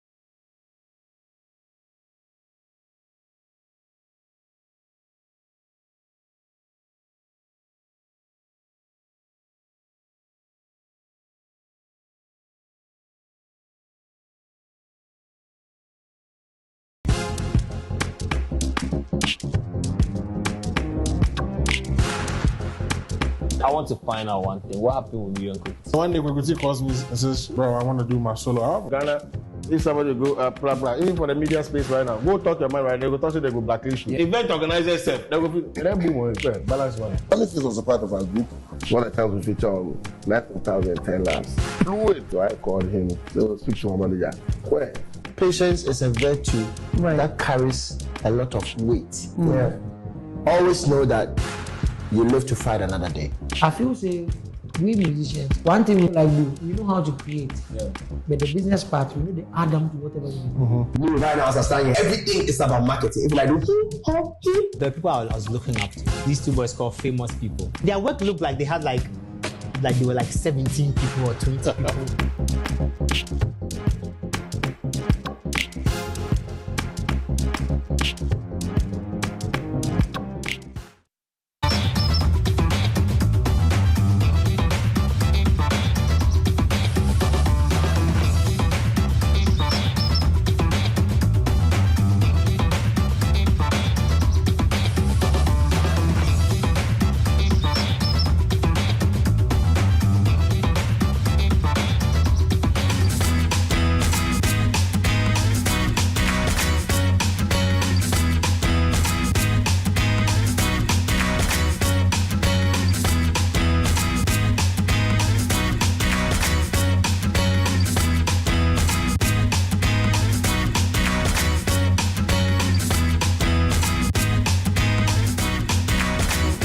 You're welcome back to the show right here on MX24. My name is Miriam Uduak-Mensah, and this is still the AM Club.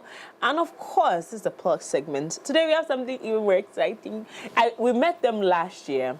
We built a relationship, and now they're family. It's like they just walk in here. It's like, I went outside and I saw them, I was like, my guy, what are you doing here?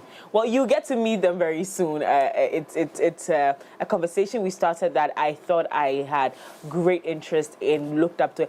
I've never really taken any interview as personal as and I'm telling you this respectfully, okay? Sometimes some of the conversations are intriguing. They just get your attention, like, oh my God, this is a thing. Well, we'll get into it pretty soon. You get to know all about what I'm talking about this morning. But before we do that, at Equity Health Insurance, the well-being of our members takes precedence. We recognize the unique healthcare needs of individuals and families, which is why we are delighted to present our Ebusian Health Plan. This health plan is crafted to promote the enduring health and happiness of you and your loved ones. Our plans are meticulously tailored to offer comprehensive and competitive health insurance coverage for individuals, families, and smaller groups. Access to quality care is just a phone call away, offering continual assurance of your family's welfare. Contact us today on 0546 645 465 or 0503 860381. Equity Health Insurance, we say always here for you. Now, with Jibu Water, staying refreshed has never been easier. Jibu Water provides clean, healthy water you can trust as your go-to source for drinking and cooking. With options of our innovative 20-liter bottles that come with a tap and 18.9-liter bottles, your dispensers will have a breath of new life as our clean and hygienic Jibu Water flows through them for your consumption. Whether you need a cool drink to quench your thirst or fresh cooking water to make your meal taste its best, Jibu Water is the answer to your clean water needs. Order for your clean water now by calling us on 020-9884. I beg your pardon, 020-9845-817, 020-9845-817, or visit our website at www.jibuco.com/GH, all right, for more information about our brand. Jibu Water, a better life. All right, now let's get into the conversation. We're talking FinTech Awards, and next week Saturday. Just next week Saturday. Is that really next week Saturday? Yeah, next week Saturday. That's it. Yeah, and we've got Martin Kwame Awagah. Did I get it right? Yeah, that's it. Is Awagah? Yeah. Why you think there's any? No, the thing is, anytime I get to pronounce a name, this lady looks at me with two different eyes. He would have said, if not for the training I've given to him, he would have said Awagah. Yeah. Awagah? Yeah. So good. We are good students. It's good to have you. I don't know why we're wearing black, but it looks like there's a force. No, I think we are just preparing towards, the mood towards the event. And I think one of our colors for that day is black. Yeah. So I think you are just getting hyped and excited about it all of a sudden. That's it. I'm just looking forward to spirit. Last year, we're getting into the conversation. In fact, we're even getting into the conversation already. Last year, I mean, people did come in looking very splendid and all that, you know, on especially when we were held at the foyer outside before we got inside. So it's a networking session before you actually get inside the awards. This time, the red carpet, for me, I'm like, if you're not going in hard, don't come at all. Yeah. Yeah. If you're not going in hard, don't come at all. Because you know the people who find themselves in these spaces are people who would crack their brains, who will be coding every single time, doing everything. So they might not really think about their looks. Tech people are very terrible. They might not think about their looks. But I was surprised last year as to how they all looked. You know, they took it very personal. And this time around, all I can say is that it's gonna be a little bit competitive on the red carpet. We have a lot of surprises for you guys. So please, if you came in with your A game last year, come in with your E plus this year. Ooh, that's what I got to say. So this is what I missed, because the energy he's speaking with is as a result of experience he had last year, and I'm sitting here looking like a big joke. No. You were with us in spirit. Because I was not there. Even in spirit self, I missed it. Yeah. You are in spirit and in truth. Good morning, Kwame. Good morning. It's good to have you here in the studios again. We're celebrating 4th edition of Ghana FinTech Awards. Yeah. Let's go all the way back, Kwame. I remember last year when we talked about it, you were like, we're 3 years, this is our 3rd one, and it's been, very, the welcoming. Ghanaians have actually welcomed this event, and participation is really great. The key stakeholders in the industry have also are beginning to appreciate what it is that you're doing. What was the response to the 4th edition like? I think this year's response has been extremely massive, particularly, making sure that not even the regulators alone or industry stakeholders, but the government, the public sector is not appreciating what we are doing, the digital financial services or the cashlight ecosystem. So for me, it's an exciting period, and that basically tells you that the solutions that we are providing, the solutions that fintechs provide, go beyond just finance. These are platforms that can be integrated into any and every business. And so its impact on the digital economy is huge, on the digitalization agenda of government and how government wants to drive even the 24-hour economy policy. So for me, it shows that they are listening, actually watching and taking notes of some of the advantages, the opportunities that lie in there. So it's an exciting period for me, actually. In fact, I must say this. Last year, you looked a bit more edgy than you are this year. You look so relaxed. I love it. But again, Jay was there last year, experienced the entire event in person. He came with the story of the food. It paid me. But yeah. Let's talk about what we're going to be doing differently. Are we doing any more additions? Now, for someone who's just hearing about you today, who's watching on television, you want to tell us a little bit as well about Ghana FinTech Awards and what you're going to be doing this year. Yes, so the awards did not just start as we, coming together to present plaques or citations to people. What happened was it started as a conference, whereby during the height of the COVID, we started a virtual or digital conference, trying to just give some form of awareness to people on why and how they need to be safe, or why they need to even participate in the digital economy, thereby engaging in financial services or transactions. So it's been 4 years of consistency. It's been 4 years when we started with the conference, and then we decided to break away from the conference and now do the awards. Now, the 2-day event that we used to do, which was the conference and awards, was very hectic.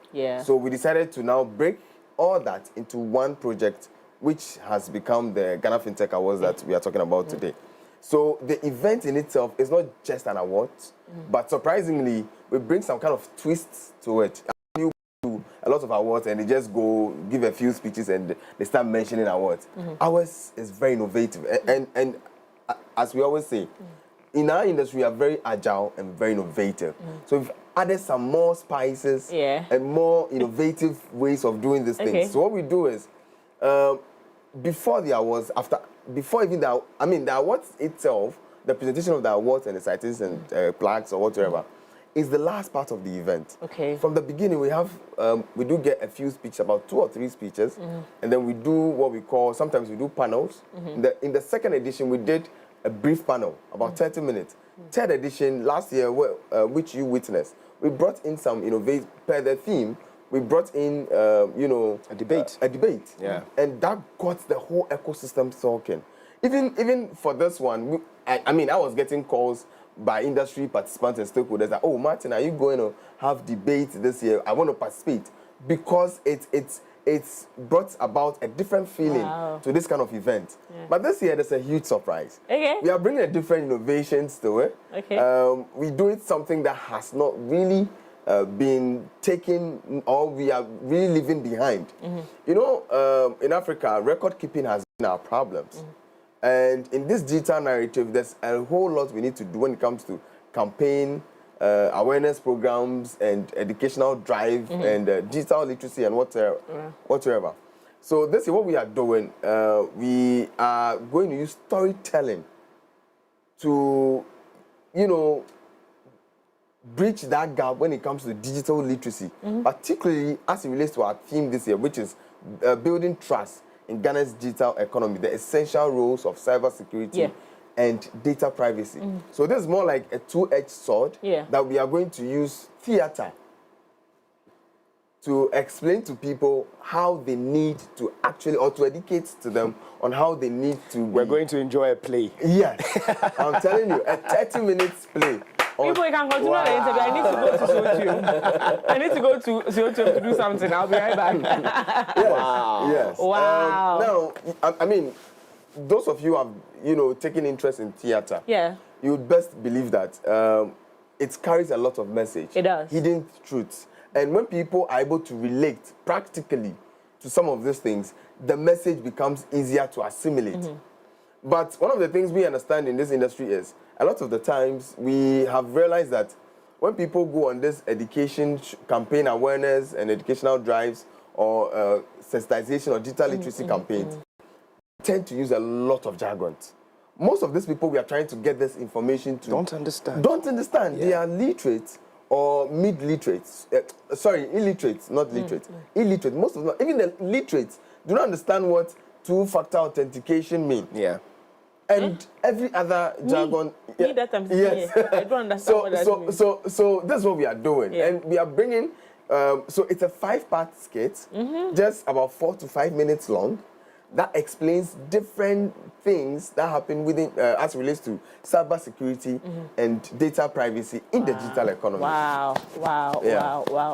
So this year's theme is building trust in Ghana's digital economy, the essential role of cybersecurity and data privacy. Guys, we talked about this last week, the cybersecurity and data privacy conversation, just because I was faced with one of those wahalas. And so it has become important to have conversations around this. Oh my God. Right. So that's the new addition. This is an addition to this year's event. So run us through the schedule, because it's just next week. We know we'll probably be having another sitting before. But run us through what the day is going to look like. Well, as you're already aware, I mean, for the benefit of our viewers, you two are going to actually be hosting the red carpet, and so you need to bring that vibe. There's supposed to be a shout in the studio. All of you. Because and we want to really thank you for this opportunity. This platform is a huge one. We do not take it for granted. Thank you. This is this is for us a big one. And we do not take it for granted. Seriously, we don't. Because I remember last year when you left here, Jen and I said, I'm like, oh, but this thing is going to be cool. And I remember we harassed you a little bit. But yeah, thank you so much for this opportunity.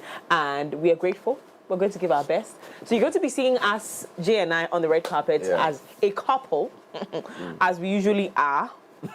Outside his home, because when he goes to here, he has a wife in the house. And we're going to be looking at best. But the other thing we also want to add is that this is this conversation, the theme for the event, is one that bothers directly on our lives. Everybody. Every single person. Every single individual. Once you have a smartphone, once you are engaged in social media, once you have access to the internet, this is a very topical issue. Absolutely. Not just in Ghana, but globally. And it's causing a lot of losses. Even people die out of some of these things. So we are going to use our platform to basically reveal to people some of the issues, some of the nascent ways or the loopholes that these hackers or some of the bugs that we need to block in order to, live a digital safe life. Absolutely. Absolutely. And what time is it starting? We start at 5:30, so the red carpet starts at 5:30 and ends at 6 o'clock. Okay. Just 30 minutes. Just, hype, some very interesting conversations, because we are starting at 6 this year. I mean, we've learned our lessons. Previous years, like you experienced last year, we had a bit of delay on the red carpet, so it extended a while longer. But this year, because of the dignitaries coming, I mean, I have a lot of surprises for you. And you'll be amazed. Because of the dignitaries coming, both from the public sector and even the private sector. I mean, for the past 3 years that we've been doing it, most representatives were coming from the private sector. But this year, we have been able to get the public attention, or the public sector's attention. So we have some very high dignitaries attending. So we want to take as much as possible to time. So 30 minutes red carpet, then we go in for the main event in the main auditorium, which starts at 6 p.m. Now we have about, then we have the opening remarks, keynote, and then the chairman's speech. After that, then we go for dinner, which is, very important, because, and again, one of the lessons we have learned is, people need to eat early and get refreshed and get the energy. And the energy they need to actually sit and enjoy the show. Very important. So last year we ended up having to skip or to delay dinner. Okay. And people were a bit, jittery with that. But this year we are trying to curtail all that. Eat and then you enjoy the show. So thereafter we go into the awards segment. So we give we have about 26 categories of awards. So we give about 8 batch. Then we do a skit, 8 batch. Then we do a skit, and the skits basically talks about different cybersecurity, scams, and fraud and data privacy issues. So every skit has a different message that it will relay to the audience. And at the end of the day, another surprise, we'll be launching a brief report, and then we'll also be launching a fund. And that I'll leave for now. For now. Then on the day you get to know all about it. Yes, all about it. Yeah. What will be your best advice? Because Ghana FinTech Awards is growing. Yeah. We're moving at a fast pace. Yeah. You get it. What will be your best advice to any entrepreneur out there who finds themselves in this space to be able to be a part of this awards? Because we've closed nominations. Yeah. Maybe, let's say, they didn't even get nominated this time around. But this time, maybe moving forward, they would want to be a part of it. What would be your special advice to them? My special advice would be that in 3 folds. 1, this industry requires agility. Okay. You need to be agile. You need to be thinking on your feet. You need to move fast. We are not like banks who are, come on, a bit slow when it comes to technological advancement and technological processes or usage of these technologies in their business operations. Fintechs are not like that. Customer services in fintech business is top notch. Swift. You have to be swift. You have to be thinking on your feet every second. So with that in mind, if you want to be an entrepreneur in this business, this is one of the things you need to look at. You need to think on your feet. You need to be agile. Additionally, you also need to be innovative. Your products need to tend to some specific needs of customers or, the kind of clients you want to serve. So that's also very important. Innovation. You need to be very innovative. That is why we bring this kind of innovations even to the kind of program we are doing. Yeah. I don't think storytelling has ever been used in Ghana that much for sensitizing people about digital literacy or financial literacy or financial inclusion. But this is the innovation we are bringing. So you have to be innovative. You have to think beyond what possibly people are thinking about. And lastly, you have to also be compliant. Regulatory compliance is really, really important. Without that, the industry would collapse. Because this financial sector was built on the back of compliance and trust. So that is why compliance and trust goes hand in hand. And if you even look at our theme for this year, we said building trust. Yeah. And trust is a bedrock between the products and services that fintechs or even banks or the financial sector in its entirety provide to the client. And the client accepts it based on the trust and safety they feel with.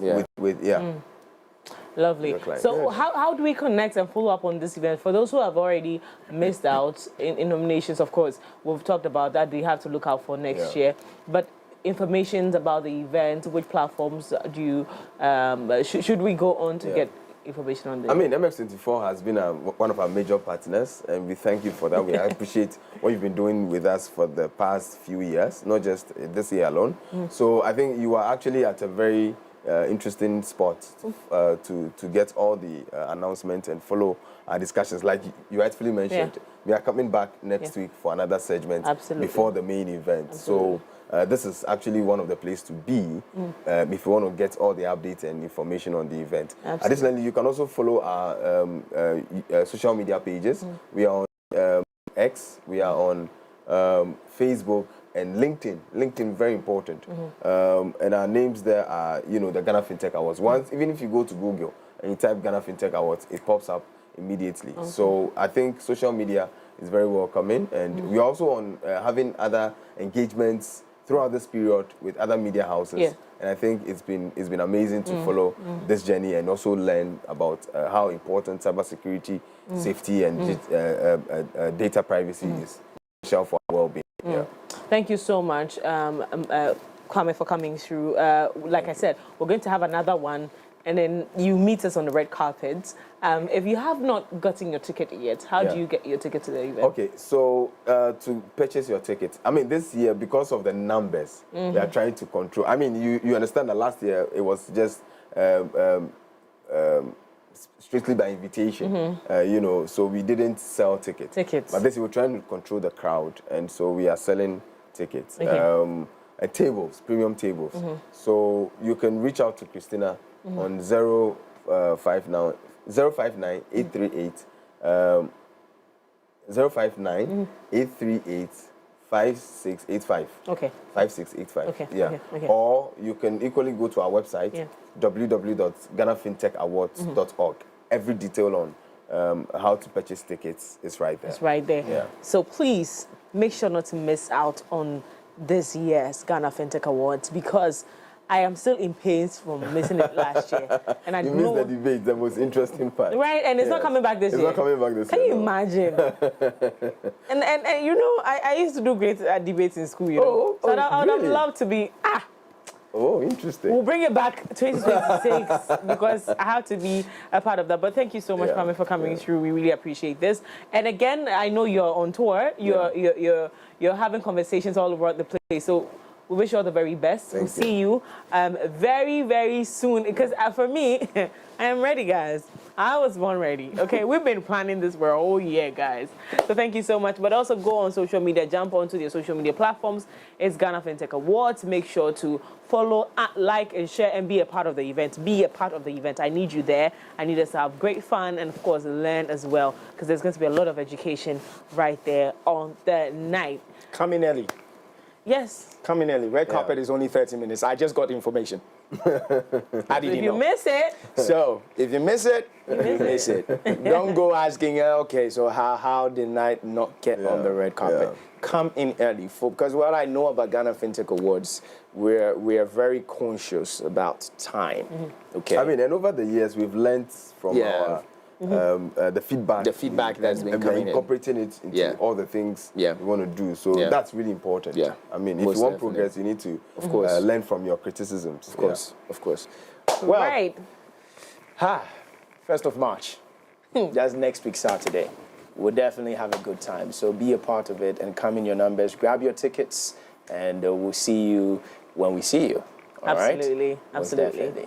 All right, after this, we've got more stuff coming your way. Please don't go anywhere. We'll be right back. At the Ghana FinTech Awards, we celebrated the bold innovations and regulatory excellence that shaped our digital economy. It was a night of recognition, inspiration, and progress.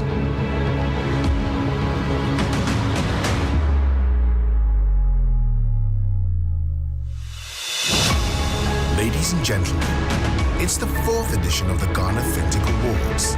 The stage is set once again to honor the outstanding achievements of companies and individuals pushing boundaries and transforming Ghana's digital financial ecosystem.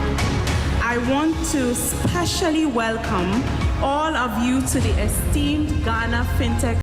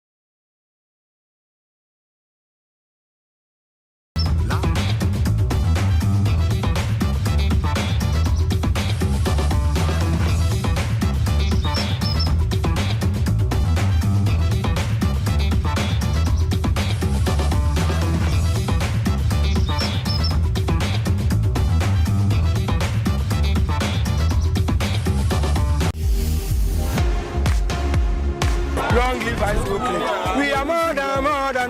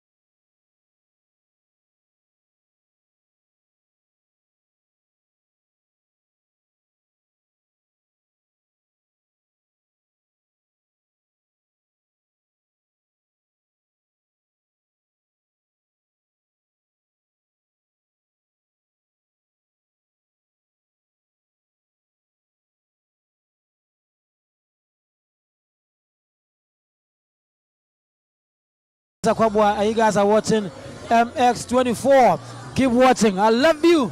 They say the portion they gave me was unknown. What I will become was never ever told. Now you're watching the beast in me unfold. I'm immortal. Dracula untold. What's up, people? This is your rap goddess, Eno Baroni, and you watching MX24. Keep watching it. One tear say, dead.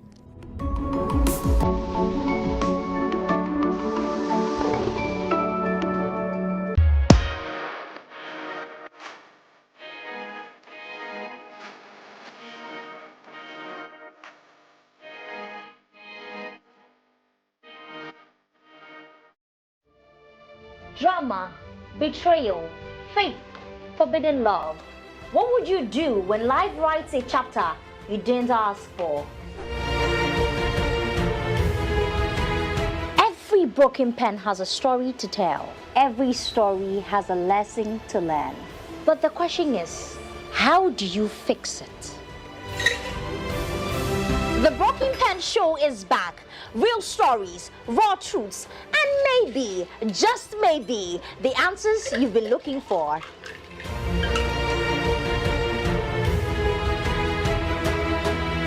Hi, ladies. Hi. Your story isn't over. Let's fix it together with a cold glass of Nax cocktail.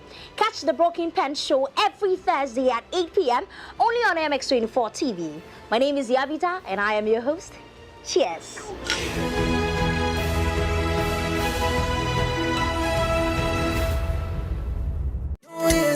Shout out to that boy Kitty.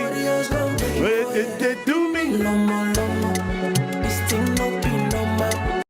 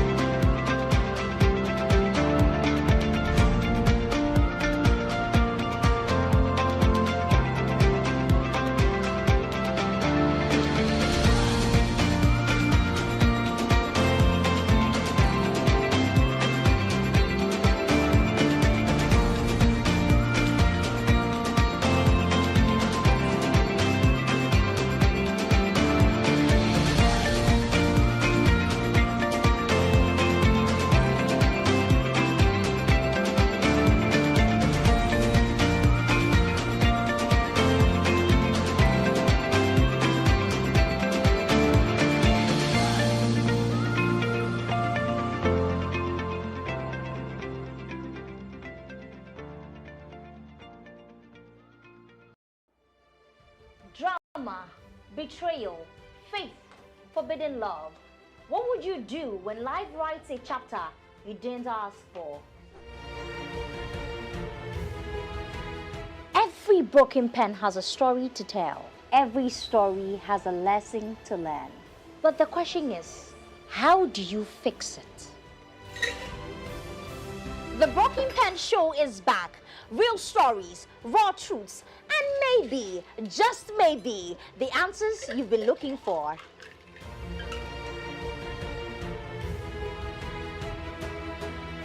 Hi, ladies. Hi. Your story isn't over. Let's fix it together with a cold glass of Nax cocktail. Catch the Broken Pen show every Thursday at 8 p.m. only on MX24 TV. My name is Yabita, and I am your host. Cheers.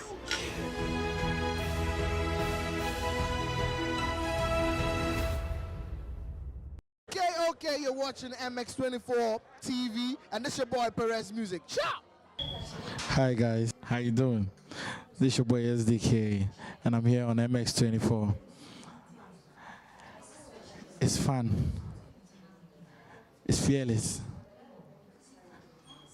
And it's factual. What's up, everyone? My name is Adina Thembi, and you're watching MX24. We are fun, fearless, and factual. Get it right. What's up? My name is Akwabwa, and you guys are watching MX24. Keep watching. I love you. They say the portion they gave me was unknown. What I will become was never ever told. Now you're watching the beast in me unfold. I'm immortal. Dracula untold. What's up, people? This is your rap goddess, Eno Baroni, and you watching MX24. Keep watching it. One tear say, dead.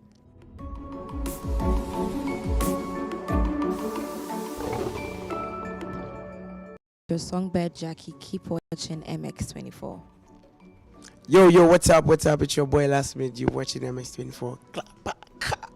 You know what it is upon now, Marish. If I'm a Jesu, yeah, best I got to big shout out to MX24. Up and show off. Okay, welcome back to the show right here on MX24. My name is Miriam Udwak-Mensah. We're back into the studios, and ladies and gentlemen, my guest is a beautiful Jesus baby, wonderful young woman, Rosey Musiq. You are welcome. Now give me a high five. Thank you. Thank One, you, because honey. you're a Jesus baby. A second high five because you are so pretty. Girl, you and me both. Okay. I mean, it's not crime to be a Jesus baby, okay? Yes, okay. yes. All right. Listen, I sometimes feel like we don't talk about how cool you can be and still be a Christian. Can you tell me about it? Like, just, you can actually be very cool, Yes. decent, Yes. live the life, Yes. and still be a Jesus baby. I mean, like when you think about heaven, what comes to mind when you think about heaven? Beauty, exactly. class, exactly. excellence. God is radiant, so if we are setting ourselves aside to represent Him as gospel ministers, we must be radiant as well.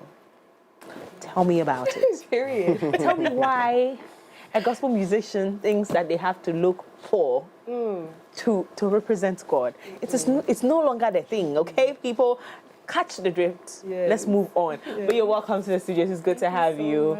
I personally love this one that just went by. What's the name of this? His name. His name. Yes. And is that the new one? No, it actually isn't, but I wanted to promote that more because it ties it all together. Okay. The program that I'm about to do tomorrow, it revolves around salvation. Yeah. And salvation is found in the name of Jesus, accepting Jesus Christ as your Lord and personal Savior. So I just wanted to push that one more instead of faith. Okay. Because faith is when you accept Jesus Christ as your Lord and personal Savior, along the lines you You're need going to build Thank faith. you. Yeah. Oh, I love that. It's a process. I love that. I love how considerate you are with your audience. Yeah. Now, let's backtrack a little bit. Let's talk about your music journey. Why did you choose gospel music? You could have been doing any type of music, and I always ask this, and people think it's cliche. I think so too, but again, I'm gonna ask anyway. You have beautiful voice, great personality. You could have been doing any type of music. Why did you choose gospel music? I feel like I owe it to God to do gospel music. Yeah, like... How so? It would be super disrespectful.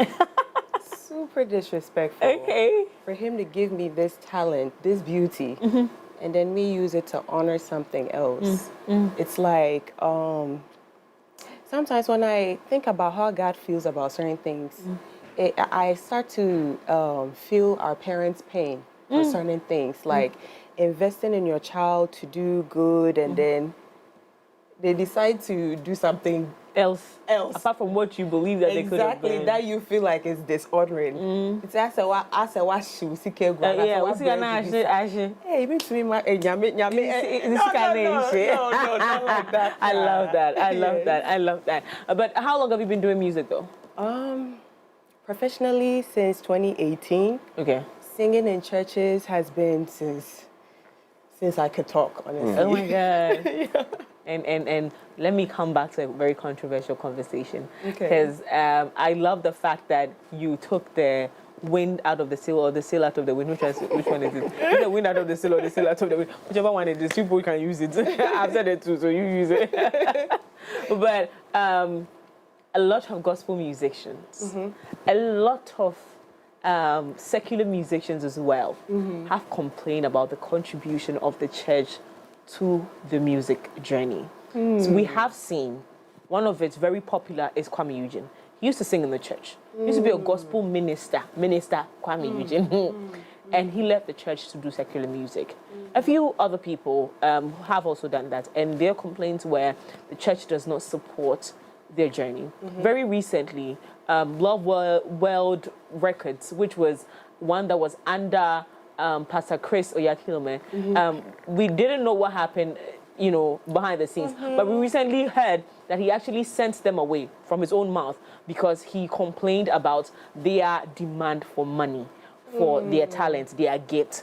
So again, then the conversation came back to, this is what these people truly face because the church does not support them. So how would they feed? How would they do this? So there has been constant conversation around how the church does not support your music. What was your story? What is your story for someone who has lived that life her entire life? It's a very, very, very intricate topic because I cannot speak for every situation. Absolutely. But one thing I will say is I will urge churches to do better. I will urge churches to do better. It is not easy. Everything that we do surrounds about money. Investing money into the music, investing time. Some people, this is their full-time job. So I can only imagine doing that full-time and not getting the support. It's difficult. It's difficult. I feel their pain, but I don't even know what to say. I'll just urge churches to do better. Fortunate for me, I work as well. Yeah. So if it's coming, good. If it's not coming, good. But then again, I also will say you have to know where you stand as a Christian as well. You have to know where you stand as a Christian. I've like there's a lot to say, but I don't want to also say and offend a certain group. So I would just say go with the Holy Spirit. Like pray about it, involve God, and the spirit of discernment. Have the spirit of discernment concerning certain deals that you receive and stuff like that. I see. It's a touchy topic. I see your I'm working on eggshells. You're tiptoeing around the entire conversation, which makes me believe that there's more that goes on in this department of music. That is the gospel department. I always tell people that be very empathetic when you're judging a group of people. Because if you judge from a place of empathy, you try to understand a bit more why they take the kind of decisions they take. But if you're just full judging, you might miss details that could be helpful to your own judgment that you're sending out. Thank you. But regardless of all of this, you are out here doing beautiful music, wonderful, video. I just watched stuff like, oh my God. Thank you. I was even suggesting locations because it looked like that big. What goes into your creating of music? How do you come about the kind of songs that you come about, especially Faith and His Time? I pray concerning it. Most of the times when I fast, after my fast, I'm just in the moment of worship, and then that's when most of the songs come. And sometimes too, I actually deliberately pick up the Bible, a scripture, and then I hear a beat, and then I just start. Some people would say spitting on the beat. Yeah. I'll just start spitting, and I was like, and one intricate thing is if I don't pick up the phone to record, I'll forget. Yeah. So the moment, before I even play the beat, I'll just have the phone ready, just in case, because I know God will push something through me, and then I have to remember. So when you say you play the beats, do you do production yourself? Unfortunately not. Okay. I haven't gotten there yet. Yeah, okay. But it's something that interests me, so I know that along the line I'll pick up that trade as well. There's something called beatboxing. Mhm. So if maybe you have the rhythm in your head, I do you do that? Definitely. Like, yeah, like my producers are probably sick of me. Yeah, like in his time, or his name is so dun dun dun dun. Yes. So yes, so at least when you go to the studio, you're able to play this to the engineer. Yes. He gets the rhythm and he gets what you want to play. Yeah. Although maybe he might not play it exactly what's in your head. So he has an idea. Of where you want. Okay. I'll say this to glorify God. The people that are in my circle, helping, like producing most of my songs, they are very blessed with like just hearing my crazy thoughts and being able putting to it together. Yes. Oh my God, you're blessed. Yes. So it's quite simple. Yes. So I appreciate you so much, Abochi, DDT, who else? Is that Abochi the musician? Yes. Okay. You know Abochi the That's musician? my big brother. Oh. I see. What's the song? Oh, Bestie. Yes. My bestie. Yeah. Oh my God, That's and I love that song too. Yeah, Abochi. Oh, I see. And then D. Thompson, DDT. Yes. He also is a fantastic They're guy. both multi-talented. They sing and produce. And produce. So there you are, just having a field day, favored. just enjoying your time in the studio. Yes. So when you look at your musical journey, who do you think? And we always say that, listen, collaborations are good, but who do you think, if you put on a song right now, will catapult you to where you're looking for to go? And this is very interesting. It is because I've also heard people say that, oh, no, it's not about collaborations. It's about the Holy Spirit. And because what I'm doing is not about who is jumping on the song or not, but it's about what the Holy Spirit is saying about this project. And if the Holy Spirit says, I'm going to do it by myself, I'm doing it by myself. Somebody says that, oh, the Holy Spirit told me that, let me put this person on. And then, I put the person on, and it's a big song. So for you, have you? But before we get into that, have you done any collaborations yet? Yes, I have. I have done collaborations with Obinewa, Bra Collins, Kobe Tresh.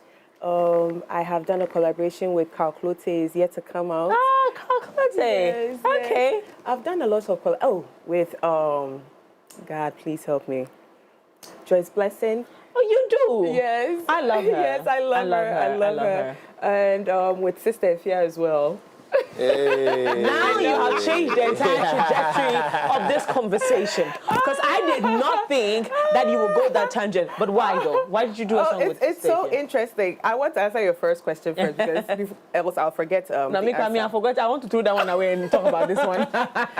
I will urge upcoming Christian artists to follow the Spirit of God, to follow the Holy Spirit. Spirit of discernment, like involve God in what you do, because there's an idea that doing a song with this person will get you somewhere, but then there's a reality of it not being the will of God, and then you do the song and you realize it's a waste of money. I've had that experience before. So I would definitely urge Christian artists to pray about it, and also if the person is interested in doing a song with you is a plus, because then it's a win-win. We're both interested in doing this project, and we both equally put energy into making this thing work. And God has blessed me to experience that as well. So that's the answer for that question. Sister Thea, I did a song with her 2022. Okay. I was so excited. The song is a very good song, but I would say at the time, I was moving on emotions and not moving with the Spirit of God. Oh my God, I love that. I've grown so much, and I can say it as a testimony, but not as the song is a powerful song, but I look at where the song could have been if I had listened to God. So I'll just say, follow the Spirit of discernment. The song is a beautiful song. If you are interested, go check the song out. It's called Pila. Oh no, actually, it's called Ride or Die. Ride or Die? Yeah, I was a gospel song. A gospel song. Sister. Follow the spirit of discernment and follow like the Holy Spirit. You know. Yeah. That's all I'm going to say. Oh, I love that. I love that. Well, let's get into what's happening tomorrow. Let's get into details. What's the concert about? Who is on? How can we be a part of it? Yeah, let's get into it then. 32 seats. The concert is about salvation, like I mentioned earlier. The theme is Heaven is the Mark, and Heaven is the mark. Let me put it that way. And people ask why Heaven is the mark.